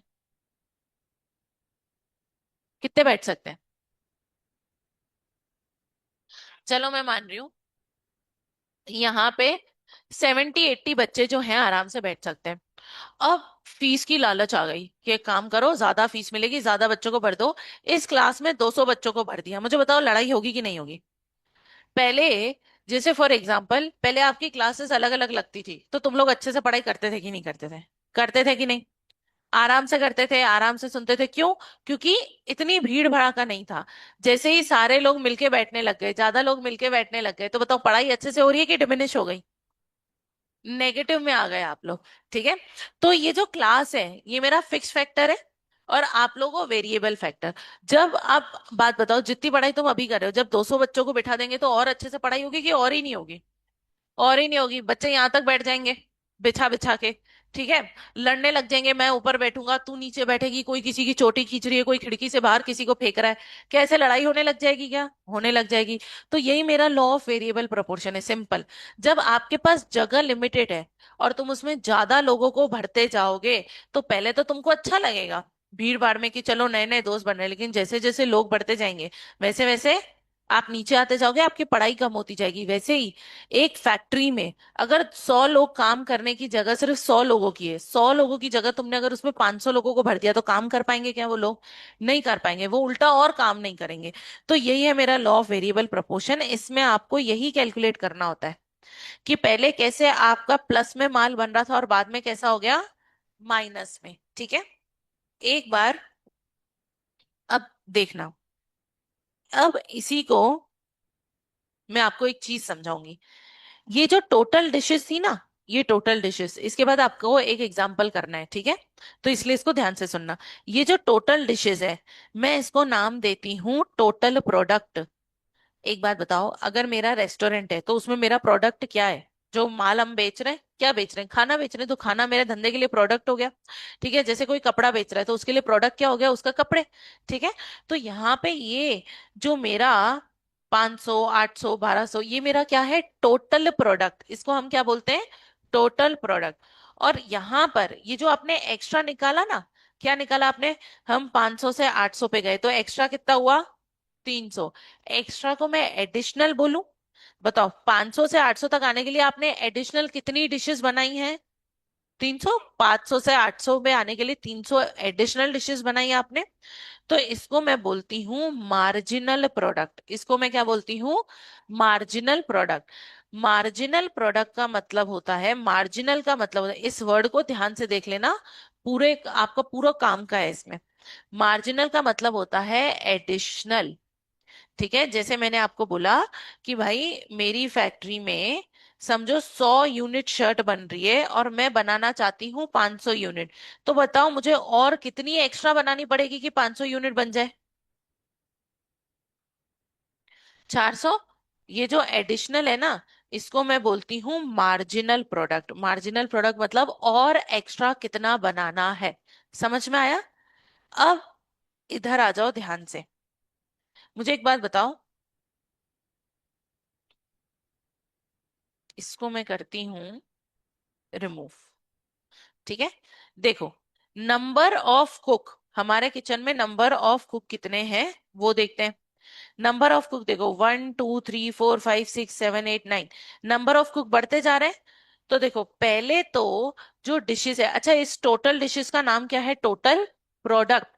टोटल जितना एक फैक्ट्री में माल बन रहा है उसको मैं बोलती हूँ टोटल प्रोडक्ट। समझ में आया? समझ में आया कि दोबारा बताऊं? टोटल प्रोडक्ट मतलब जितना टोटल मेरे किचन में टोटल जितना माल बन रहा है उसको मैं टोटल प्रोडक्ट बोलूंगी। ठीक है। अब मुझे एक बात बताओ, एक शेफ था तो 4 डिशेस बनाता था। 2 शेफ को रखे तो दोनों मिलके 12 डिशेस बनाते हैं। मुझे बता सकते हो एक्स्ट्रा कितनी बन गई? मैंने जब एक और शेफ को रखा, पहले एक शेफ था तो कितना बना रहा था? 4। अब मैंने एक और को रख दिया, अब टोटल कितने लोग हो गए? 2 लोग। इस एक और को रखने की वजह से कितनी एक्स्ट्रा डिश और बन रही है? कितनी बन रही है? 8 डिशेस। अब मैंने 3 को रख दिया, एक और को बढ़ाने की वजह से और कितनी एक्स्ट्रा बन रही है? 12। मैंने और बढ़ा दिया। आप कैसे निकाल रहे हो? 12 8 कैसे निकाल रहे हो आप? किससे माइनस कर रहे हो? क्या आप इनको माइनस करके निकाल रहे हो कि देखो भाई, अब 12 बन रही है, पहले कितनी बन रही थी? 4, तो एक्स्ट्रा कितनी बन रही है? 8। ऐसे ही निकाल रहे हो? अब 24 बन रही है, पहले बन रही थी 12, एक्स्ट्रा कितनी बन रही है? 12। अच्छा, इस एक्स्ट्रा को मैं क्या बोलती हूँ? कौन सा प्रोडक्ट है ये? Marginal product. मार्जिनल का मतलब क्या होता है? एडिशनल और एक्स्ट्रा कितना बन रहा है। ठीक है। तो मुझे एक बात बताओ, क्या आप लोग ये मार्जिनल प्रोडक्ट निकाल सकते हो क्या? खुद से निकाल सकते हो? देखो, पहले तो 4 बन रही थी तो मेरी टोटल, अच्छा मैंने यहाँ पे एक्स्ट्रा 4 क्यों लिखा? चलो चलो चलो रुको, थोड़ा इसको और बताती हूँ मैं। देखो, जब मेरे किचन में कोई काम नहीं करता था तो बताओ कोई भी मेरा टोटल प्रोडक्ट मतलब टोटल डिशेस कोई बनती थी क्या? नहीं बनती थी। अब मैंने एक शेफ को रखा और एक शेफ जो है वो 4 डिशेस बना रहा है, तो बताओ मेरा मार्जिनल प्रोडक्ट मतलब एक्स्ट्रा कितना बना रहा है अब वो? 4। पहले कुछ भी नहीं बन रही थी और अब बन रही है 4। तो मुझे एक बात बताओ, 4 - 0 कितना आएगा? 4। तो इसीलिए यहाँ पे क्या आया? 4। कि मतलब अगर इस एक की जगह 0 शेफ होता, इस एक के पहले कोई भी नहीं था, तो मेरा माल भी कितना बनता था? 0। अब एक्स्ट्रा कितना बन रहा है? 4। समझ में आया? ठीक है। अब मुझे एक बार इसको देखो, क्या ये सारे एक्स्ट्रा आप निकाल सकते हो क्या? निकालिए। कैसे निकाला आपने? माइनस करके। इसको अपन ने निकाला 12 - 4 करके। इसको निकाला 24 - 12 करके। इस 24 और 12 को माइनस करके निकाला। ऐसे ही पूरा निकालते जाएंगे, निकालते जाएंगे। अब एक टाइम ऐसा आएगा कि मैंने 6 लेबर को रखा, अब ये 6 मिलके कुछ काम नहीं कर रहे। जितना माल पहले बन रहा था उतना ही माल अभी भी बन रहा है, तो बताओ कुछ एक्स्ट्रा बना क्या? नहीं बना। इसको जब मैंने निकाला तो मेरा एक्स्ट्रा माल कितना आया? जीरो। और जीरो के बाद जितना भी आता है वो नेगेटिव वैल्यू आती है, पॉजिटिव वैल्यू? नेगेटिव। देखो जीरो, जीरो के आगे पॉजिटिव वैल्यूज और पीछे क्या होती है? नेगेटिव। तो यहाँ पे पहले तो सब पॉजिटिव चल रहा था, लेकिन जैसे ही जीरो आया, बताओ उसके बाद ये क्या होने लग गया? नेगेटिव। बताओ नेगेटिव में धंधा करना अच्छी बात है कि नहीं? बुरी बात है? अरे कोई जीरो पे भी करेगा क्या धंधा? कि कुछ बढ़ोतरी नहीं हो रही धंधे में, 2 साल पहले जहां धंधा था आज भी वही है। आपको धंधे में ग्रोथ चाहिए होती है। तो यही है मेरा लॉ ऑफ वेरिएबल प्रोपोर्शन, इतना आसान। कि यहाँ पे स्टेज वन जो होती है, मेरी जो स्टेज वन होती है वो स्टेज वन होती है इंक्रीजिंग रिटर्न वाली। अब देखो,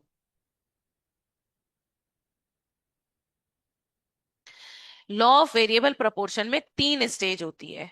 फिर से मैं आपको एक ग्राफ बना के बताती हूँ। देखो, मैंने अभी आपको एक ग्राफ बताया था कि पहले धीरे धीरे धीरे धीरे माल बढ़ा, फिर जीरो हो गया और बाद में नेगेटिव हो गया। तो जब यहाँ पे ध्यान से देखो, अभी मेरा मार्जिनल प्रोडक्ट बढ़ रहा है कि घट रहा है? आठ आठ तक बताओ, बढ़ रहा है कि घट रहा है? सब बताएंगे। बढ़ रहा है। देखो, 4 से 8 हुआ, 8 से 12 हुआ, 12 से 8 हुआ, तुम खुश होगे कि नहीं होगे? खुश हो गए। यहां तक आपका बढ़ रहा है कि नहीं बढ़ रहा है? बढ़ रहा है। तो इसको मैं बोलती हूँ ये है हमारी stage one. This is my stage one.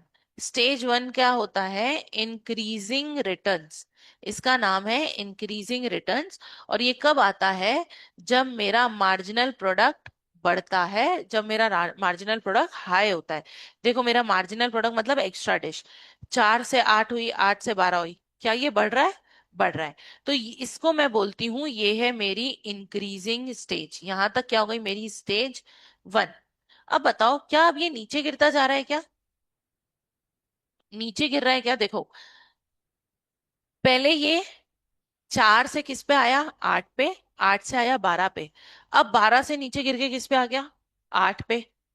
फिर आ गया 2 पे। फिर आ गया 0 पे। मुझे एक बात बताओ, यहाँ पे मेरा एमपी बढ़ रहा है कि गिर रहा है? गिर रहा है। तो इसको मैं बोल दूंगी ये है मेरी stage two. Stage two increase हो रहा है कि डिक्रीज हो रहा है? यहाँ पे डिक्रीज हो रहा है। डिक्रीज मतलब घटना। और ये डिक्रीज क्यों हो रहा है? जब मेरा एमपी बढ़ रहा है कि घट रहा है? घट रहा है। ध्यान से देखो, जैसे मेरा मार्जिनल प्रोडक्ट गिर रहा है तो इसको मैंने क्या बोल दिया? Stage two. स्टेज टू मतलब मेरे रिटर्न्स जो है वो कैसे हो रहे हैं? गिर रहे हैं। अब एक टाइम ऐसा आया स्टेज थ्री का। अब बताओ, हम जीरो पे हैं कि सीधा माइनस में ही चले गए? माइनस में मतलब पहले जितनी, देखो पहले जितना धंधा हो रहा था अब उससे भी कम होता जा रहा है। क्या अपन माइनस में चले गए? तो इसको मैं बोलती हूँ नेगेटिव रिटर्न्स। ये है मेरी स्टेज थ्री। और स्टेज थ्री क्या बात करती है? नेगेटिव रिटर्न्स की। अब मेरे रिटर्न्स कैसे हो गए? नेगेटिव। मतलब बताओ अब इसमें धंधा करना है कि नहीं करना? नहीं करना है। और ये नेगेटिव कब होता है? जब मेरा एमपी कैसा हो गया? मेरा एमपी कैसा आ गया? नेगेटिव। ये मेरा एमपी है, ये एमपी कैसा हो गया मेरा? नेगेटिव। इसलिए मेरी स्टेज थ्री कैसी हो गई? नेगेटिव। समझ में आया क्या? ये लॉ ऑफ वेरिएबल प्रोपोर्शन आसान लगा क्या? इसमें कुछ बड़ी बात थी क्या? अच्छा, एक एग्जांपल दूं तो आप खुद करोगे क्या? ठीक है, एक काम करो, बाद में ही कैलकुलेट करवाऊंगी। यहाँ पे आप मुझे क्वेश्चन करके बताओ, ठीक है? मुझे एमपी कैलकुलेट करके बताना। ये है labour, 2 labour, 3 labour, 4 labour, 5 labour, 6 labour और 7 लेबर। अच्छा, टोटल यूनिट को मैं क्या बोलूंगी? टोटल यूनिट को क्या बोलेंगे अपन? Total product. ये है मेरा टोटल प्रोडक्ट, टीपी।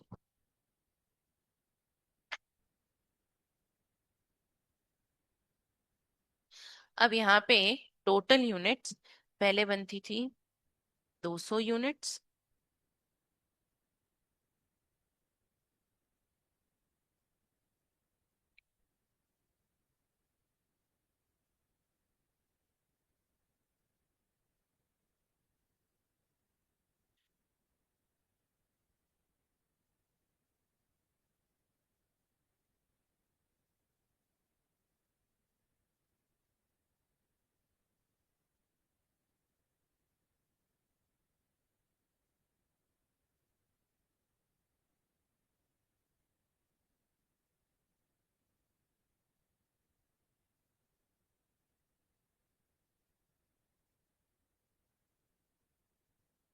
क्या आप लोग मुझे इसमें एक्स्ट्रा यूनिट कैलकुलेट करके बता सकते हो?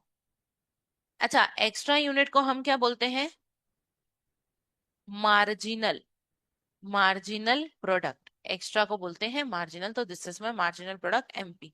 क्या आप मुझे ये कैलकुलेट करके बता सकते हो क्या?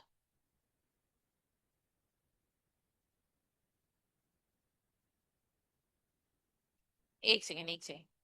देखो, यहाँ पे तो 200 यूनिट, क्योंकि अगर दो लेबर भी नहीं होते तो जीरो बनता, तो एक्स्ट्रा भी कितना बन रहा है? 200। केशव आप बताओ, यहाँ पे कितना एक्स्ट्रा बन रहा है? 150 यूनिट्स। ठीक है। यहाँ पे कितना एक्स्ट्रा बन रहा है? यहाँ पे कितना एक्स्ट्रा बन रहा है? 50 यूनिट्स। यहाँ कितना? 30 यूनिट्स। यहाँ पे 10। कन्हैया ये आएगा ना, 430 और 440, तो 10। यहाँ पे कितना? जीरो। यहाँ पर -130। यहाँ पर माइनस का 120। यहाँ पे 120 आएगा। ठीक है, ये भी है मेरा 120। अब जरा ध्यान से बताना, मुझे बताओ केशव, आप बताओ पहली स्टेज क्या होती है? इंक्रीजिंग, डिक्रीजिंग, कौन सी होती है? इंक्रीजिंग। आपको देख के क्या लग रहा है, कहां तक इंक्रीजिंग है? कहां तक? 50 तक इंक्रीजिंग है? नहीं, इंक्रीजिंग मतलब बढ़ना। मुझे एक बात बताओ, इंक्रीजिंग कहां तक है? इंक्रीजिंग है कि डिक्रीजिंग है? हो गए ना कंफ्यूज? मुझे एक बात बताओ, सिर्फ यहां पे है मेरा इंक्रीजिंग, सिर्फ यहां पे है मेरा इंक्रीजिंग। अब देखना, सिर्फ यहां पे इंक्रीजिंग क्यों है? क्योंकि अगर जीरो लेबर होता तो कुछ यूनिट बनती क्या? नहीं। तो यहाँ पे तो कुछ भी नहीं बन रहा था, और अब कितना बन रहा है? 200। बताओ, जीरो से 200 पे आए, बढ़ोतरी हुई कि घटोतरी हुई? बढ़ोतरी। तो मैंने इसको क्या बोल दिया? इंक्रीजिंग। बताओ, आप 200 से 150 पे चले गए, बढ़े कि घटे? घटे, तो ये इंक्रीजिंग आएगा कि डिक्रीजिंग? फिर तुम 150 से 50 पे आए, इंक्रीजिंग की डिक्रीजिंग? डिक्रीजिंग। फिर 30 पे आए, इंक्रीज हो रहा है कि डिक्रीज? डिक्रीज। 10 पे इंक्रीज की डिक्रीज? यहाँ पे भी डिक्रीज। मतलब मुझे एक बात बताओ, मेरा डिक्रीजिंग कहाँ तक चल रहा है? जीरो तक मेरा क्या हो रहा है? डिक्रीजिंग। अच्छा, नेगेटिव तो पता है कहाँ से आ रहा है? नेगेटिव यहां से आ रहा है, ये हो गया मेरा नेगेटिव। तो इंक्रीज, ये हो गई मेरी स्टेज 1, ये हो गई स्टेज 2, और ये क्या हो गई मेरी स्टेज 3।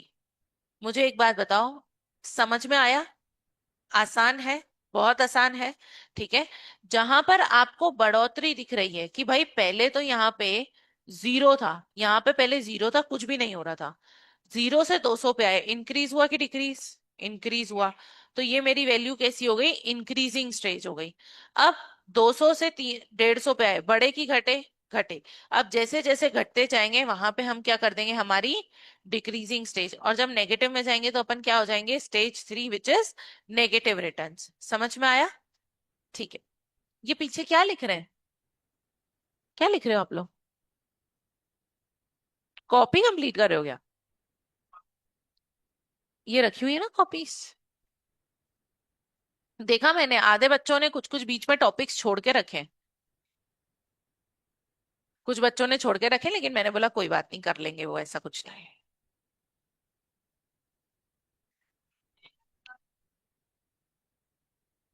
ऑटोग्राफ? हे भगवान, साइन करनी थी? मैंने तो पलटा पलटा के देखा। काय के लिए करूं? सीए हूं मैं, मेरी साइन हैम्पर कर दी तो? नहीं, मैं सीए हूं ना, ग्रीन से करते हैं हम। तुमको पता है सीए ग्रीन पेन यूज करते हैं? आपको नहीं पता? सीएस को ग्रीन पेन यूज करना अलाउड है। आपने अगर किसी ऑडिट रिपोर्ट पे वाउचर्स को ब्लैक या ब्लू पेन से टिक कर दिया तो वो वैलिड नहीं माना जाएगा, ऐसा माना जाएगा वो सीए ने चेक नहीं करा है। और आप जब चेक करते हो तो आप राइट ऐसा लगाते हो ना? ये ये सीए का राइट है। आप अगर वाउचर चेक करते हो ना तो आपको ऐसे राइट लगाने पड़ते हैं, उल्टे राइट। समझ में आया क्या? अरे क्या है का autograph? This is my sign.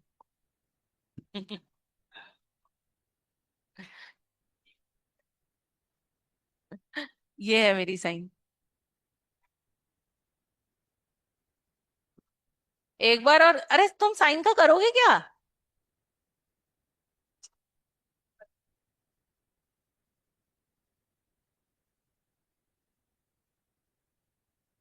This is my sign.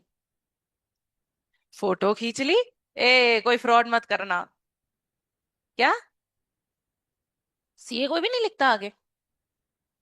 अरे सुनो, अरे तुमको बहुत बड़ी कंफ्यूजन है। एक होती है आपकी साइन, साइन पे आप ऐसा सीए करके, जो आप ये वाली साइन बोलो ना, मेरी 3 साइन है वैसे। I have 3 different science. नहीं, बैंक बैंक में अलग नहीं है, इतना चिंदी काम नहीं रहे। मतलब हमारे आईसीआई के ऑडिट्स के लिए अलग, मेंबर्स के लिए अलग, ऐसा। तो यहाँ पे जो सीए वाला साइन है ना, ये अपन करते हैं हमारी जो ऑडिट बैंक्स होती हैं, मतलब बैंक ऑडिट में और जो ऑडिट रिपोर्ट पे। ये वाली जो साइन है ना, ये मैं करती हूँ सर्टिफिकेट्स पे। और इसके बाद जो आपकी सील लगती है, उस पे लिखा हुआ होता है CA Poonam Makhija, this is membership number, और ऐसा करके। अच्छा, आपको पता है कि आपको मेंबरशिप नंबर से स्कॉलरशिप भी मिलती है? पता है आपको? नहीं पता है? अरे कैसी बात कर रहे हो यार। मतलब अगर आप किसी, नहीं, जब आप सीए में रजिस्टर हो जाओगे ना, तो सीए इंटर में आपको 12 या 15 या 25 हजार, जितना आपके फाउंडेशन में अच्छे मार्क्स होंगे उतनी आपको स्कॉलरशिप मिलती है। पर ऐसा है कि जब आप अप्लाई करोगे ना, तो आप किसी प्रैक्टिसिंग सीए का आपको मेंबरशिप नंबर डालना पड़ेगा। मतलब फिर वो सीए साइन करेगा अपनी, डीएससी साइन करेंगे। हाँ, 50% मेरा। तो उसमें ना सीए के पास रिक्वेस्ट जाती है कि भाई ये बच्चा है और इसको स्कॉलरशिप चाहिए, तो जब मेंबर अप्रूव करता है तो आपको स्कॉलरशिप मिल जाती है। ये अभी नाटा में यही तो चल रहा है, सब बच्चे यही करवा रहे हैं, सीए को पकड़ पकड़ के मेंबरशिप नंबर दे दो।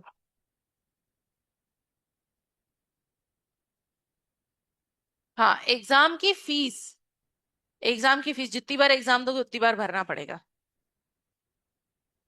अरे एक ही बार देना है हमको, तुम क्या इतना सोचते हो? अच्छा, तो बताओ ये समझ में आया क्या? ये आसान था क्या? एक और करोगे क्या ऐसा? कर लो, एक और कर लो तो मुझे तसल्ली हो जाएगी।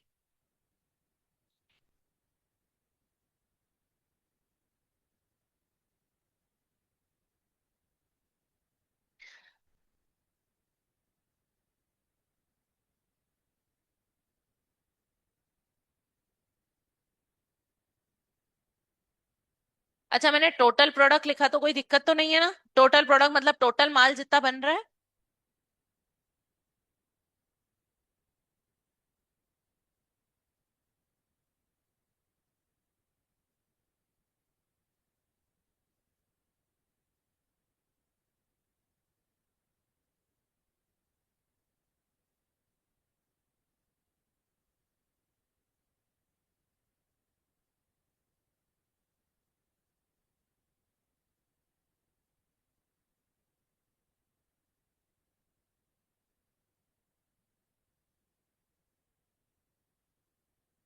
हेलो।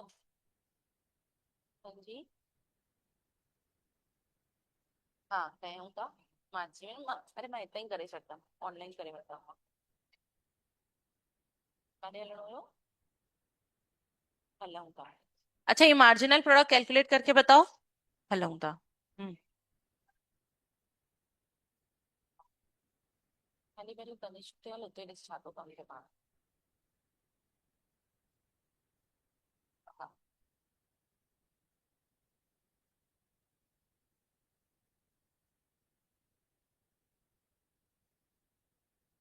जिंदगी हो तो छोटे भाई बहन जैसी, वरना क्या जिंदगी।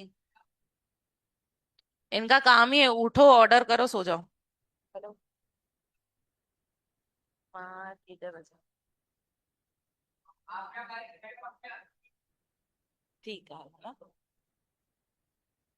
चल चल, दो पाल रही हूँ मैं, बहुत बहुत खतरनाक खर्चा हो रहा है। पार्टी? मैंने कब दी पार्टी? कल तुमको यार कॉपीज वापिस नहीं करी उन्होंने? और कोई मेरे को फोन कर रहा था क्या? भाई मैं मीटिंग में बैठी थी और एकदम से फोन बज गया, मैं घबरा गई, मैंने बोला कौन फोन करे, कशिश भी फोन करे जा रही, कॉपी देनी है कॉपी, अरे दे देना भाई, कॉपी है कि खजाना।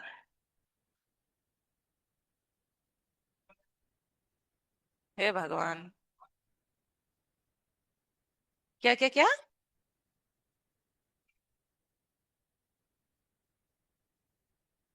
ओहो, इसका मैसेज शायद मैंने देखा नहीं था, इसीलिए ऐसा बोल रहा है वो। चलो मुझे फटाफट से बताओ ना, मार्जिनल प्रोडक्ट कैलकुलेट किया क्या आपने?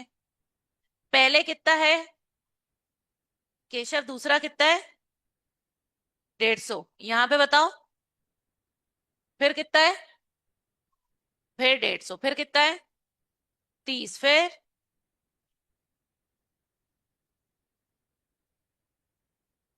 10, जीरो, और माइनस का 210। मुझे बताओ, मेरी इंक्रीजिंग स्टेज कब तक चल रही है? क्या यहाँ पे मेरी इंक्रीजिंग स्टेज चल रही है? ध्यान से देखो, यहाँ पे क्या हो रहा है, 100, पहले 0 से 100, 100 से 150, क्या ये मेरी स्टेज वन है? हाँ, ये हो गई मेरी स्टेज वन। स्टेज वन क्या बोलता है? इंक्रीजिंग। ठीक है, अब बताओ, यहां तक मेरी क्या चल रही है? डिमिनिशिंग। ये है मेरी स्टेज टू, यहाँ पे क्या चल रहा है? Diminishing return. ठीक है, और यहाँ पे नेगेटिव। ठीक है, तो ये है मेरी स्टेज थ्री। ये समझ में आया? Law of variable proportion, exam में इसका बहुत बार क्वेश्चन आता है। क्वेश्चन कैसा आता है समझो। मुझे एक बात बताओ, जब मेरा, अब इसको मैं अलग तरीके से लिख रही हूं, मुझे ये टेबल देख के आप बताना, ठीक है? और एग्जाम में क्वेश्चन यही आएगा, जब मेरा मार्जिनल प्रोडक्ट बढ़ेगा तो बताओ कौन सी स्टेज चलेगी? इंक्रीजिंग। जब मेरा मार्जिनल प्रोडक्ट गिरेगा तो कौन सी स्टेज चलेगी? डिमिनिशिंग। और जब मेरा मार्जिनल प्रोडक्ट नेगेटिव हो जाएगा तो कौन सी स्टेज? Negative stage. सिंपल है, आसान है। ठीक है, मार्जिनल का मतलब क्या होता है? एक्स्ट्रा। ठीक है, अब एक बार ये मैंने आपको समझा दिया। देखो, दो प्रोडक्ट अभी मैंने आपको समझाए। एक होता है टोटल प्रोडक्ट जो टोटल माल बनता है, और दूसरा होता है मार्जिनल प्रोडक्ट जो एक्स्ट्रा माल बनता है। वही अपन ने कॉपी में लिख रखा था। अच्छा, इसकी कॉपी तो सबकी कंप्लीट है ना? ठीक है, अब बात करेंगे हम एवरेज प्रोडक्ट की। एवरेज प्रोडक्ट का मतलब क्या होता है? एक पर यूनिट के लिए मुझे कितना लेबर चाहिए। थोड़ी देर पहले तुमने वो 15 घंटे डिवाइडेड बाय 5 करके 3 लेबर निकाले थे क्या? वही मेरा एवरेज लेबर है। ठीक है, एवरेज लेबर का मतलब होता है एक यूनिट बनाने के लिए तुमको कितने मजदूर चाहिए, या फिर एक डिश बनाने के लिए। जिसे एक बात बताओ, क्या मुझे पता नहीं होना चाहिए कि अगर मुझे इतनी डिशेस बनानी है तो मुझे एक्चुअल में कितने लोग चाहिए काम करने के लिए? है ना? अब समझो, मुझे बनानी है, मेरे बिजनेस में मुझे 100 डिशेस बनानी है, और मुझे पता है एक जो शेफ है वो 50 बना सकता है, तो बताओ 100 के लिए मुझे कितने लोगों को नौकरी पे रखना है? दो के लिए। ये जो दो हम कैलकुलेट करेंगे ना, इसी को मैं एवरेज प्रोडक्ट बोलती हूँ। एवरेज प्रोडक्ट मतलब क्या? एवरेज मुझे कितना वेरिएबल प्रोडक्ट चाहिए। ठीक है, आसान है क्या? बस इसको यहाँ पे अलग तरीके से इन्होंने लिख के रखा है, जैसे कि अपन ने लास्ट टाइम भी एग्जांपल लिया था। आपको कैसे देंगे कि लेबर है, अच्छा, अब इसी को थोड़ा सा उल्टे से आपको समझना है। जैसे, ध्यान देना, समझो, जो लेबर है, लेबर छोड़ो, शेफ ही समझते हैं अपन। किचन में शेफ है, ठीक है? समझो 50 शेफ है, और टोटल डिश जो है, टोटल डिश किचन में बन रही है, समझो 2500 डिशेस। तो बताओ एक शेफ एवरेज कितनी डिश बना रहा है? फिर से ध्यान से देखो, टोटल मेरे पास 50 शेफ है किचन में काम करने वाले, और टोटल डिश बनती है 2,500। तो एक लेबर कितनी बना रहा है? 50। तुमने 50 कैसे निकाला? देखो, मेरा टोटल डिश कितना है? 2,500 डिवाइडेड बाय टोटल शेफ कितने हैं? 50। तो मुझे बताओ एक लेबर कितनी बना रहा होगा? 50 डिशेस। इसी को मैं बोलती हूँ एवरेज प्रोडक्ट। समझ में आया? अब मतलब मेरे किचन में टोटल 3,000 डिश बनती है, टोटल इतना माल बनता है, तो मैं इसको बोलती हूँ टोटल प्रोडक्ट। एक्स्ट्रा, अगर कुछ एक्स्ट्रा माल बनता है, समझो 500 डिशेस एक्स्ट्रा बनती है, तो मैं इसको बोल देती हूँ मार्जिनल प्रोडक्ट। और एक लेबर एवरेज तुमने अभी निकाला, एक शेफ एवरेज कितना बनाता है, 50 डिशेस, तो इस 50 को मैं क्या बोल देती हूँ, एवरेज प्रोडक्ट। इन तीनों में कोई डाउट है क्या? एक क्वेश्चन करोगे, दूं क्या? चलो एक क्वेश्चन करते हैं।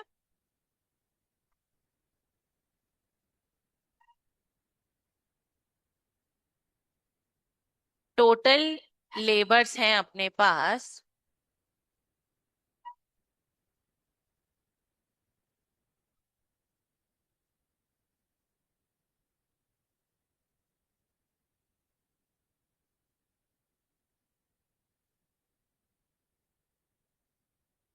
आपको कैलकुलेट करना है एवरेज प्रोडक्ट। क्या एवरेज प्रोडक्ट कैलकुलेट कर सकते हैं क्या? 300 कैसे निकाला आपने? टोटल 24,000 यूनिट बनती है, डिवाइडेड बाय टोटल लोग कितने काम करने वाले, 80, तो ये कितना हो गया, 300। तो मतलब एक लेबर कितनी यूनिट बनाता है, 300 यूनिट बनाता है। यही मेरा क्या हो जाता है, एवरेज प्रोडक्ट। इसमें किसी को डाउट है क्या? क्लियर है? अभी तक एकदम क्लियर, समझ में आ रहा है?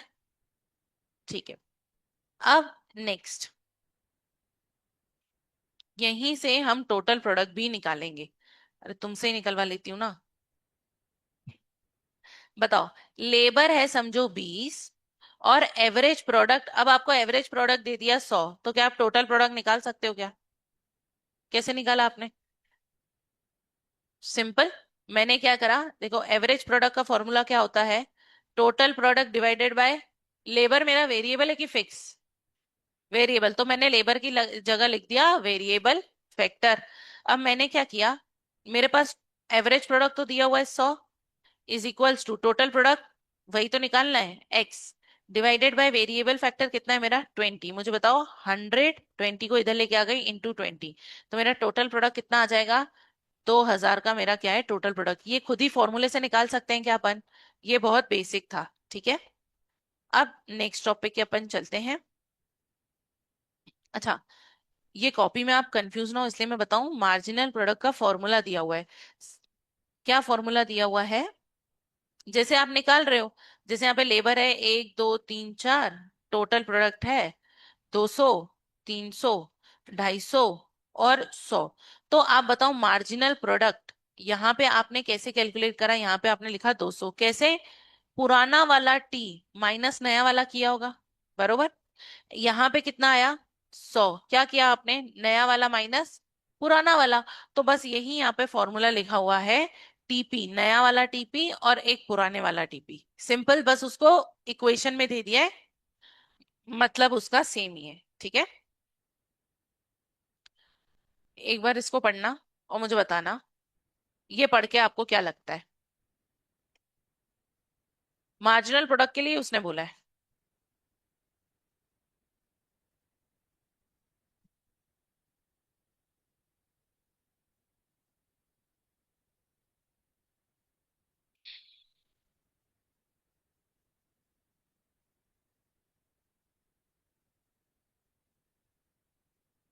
लगता है सबकी बत्ती गुल हो रही है यहाँ पे, कोई बात नहीं। एक काम करो, सुनो मेरी बात। अगर मेरे पास ऐसा क्वेश्चन आ गया कि भाई दो लेबर 60 यूनिट्स प्रोड्यूस कर रहे थे और पांच लेबर 90 यूनिट प्रोड्यूस कर रहे हैं, इसका टेबल बना के मार्जिनल प्रोडक्ट निकाल के दे सकते हो? इसका टेबल बना के मार्जिनल प्रोडक्ट निकाल के दे सकते हो कि जब दो लेबर थे तो 60 यूनिट बनाते थे, पांच हुए तो 90 बनाते। 10 कैसे निकाला आपने? देखो, जब ऐसा क्वेश्चन आता है तो याद है अपन ने डिमांड में जो change in price, change in quantity demand पढ़ा था, वैसा काम में आएगा। यहाँ पे मैं मार्जिनल प्रोडक्ट कैसे निकालती हूँ, मैं यहाँ पे निकालती हूँ change in total product divided by change in variable factor. मुझे बताओ मेरे टोटल प्रोडक्ट में क्या चेंज हो रहा है, मेरे वेरिएबल फैक्टर में क्या चेंज हो रहा है? पहले 90 था, और नहीं, पहले नया वाला कितना है, 90, और पहले कितना था, 60। तो मैंने क्या किया, 90 - 60 डिवाइडेड बाय, पहले कितने लेबर थे, दो, अभी कितने हैं, पांच। तो मैंने क्या किया, 5 - 2, इसको अपन निकाल सकते हैं क्या, 30 डिवाइडेड बाय 3, तो कितना आ गया, 10। अगर क्वेश्चन ऐसा आता है तो हमारा ये वाला फॉर्मूला लगता है, change in TP divided by change in variable factor. समझ में आया?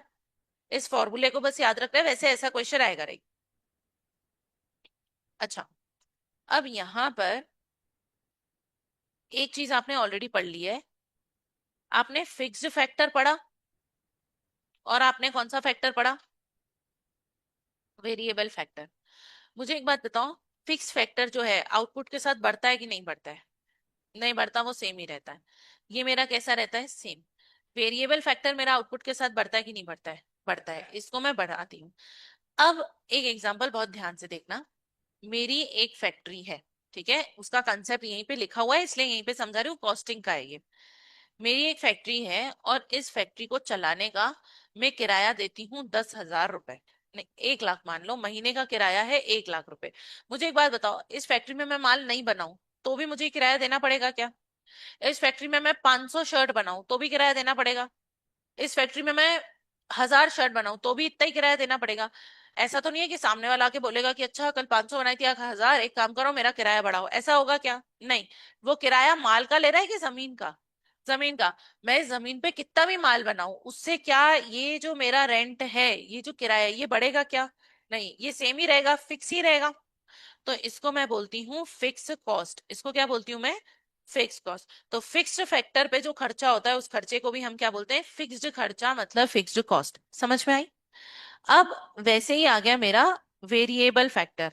अब देखो, इस फैक्ट्री में मैंने 3 लोगों को काम पे रखा था और एक एक जने को मैं 500 रुपए देती थी। तो बताओ अभी टोटल कितने खर्चे हो रहे हैं मेरे? 1,500 रुपए।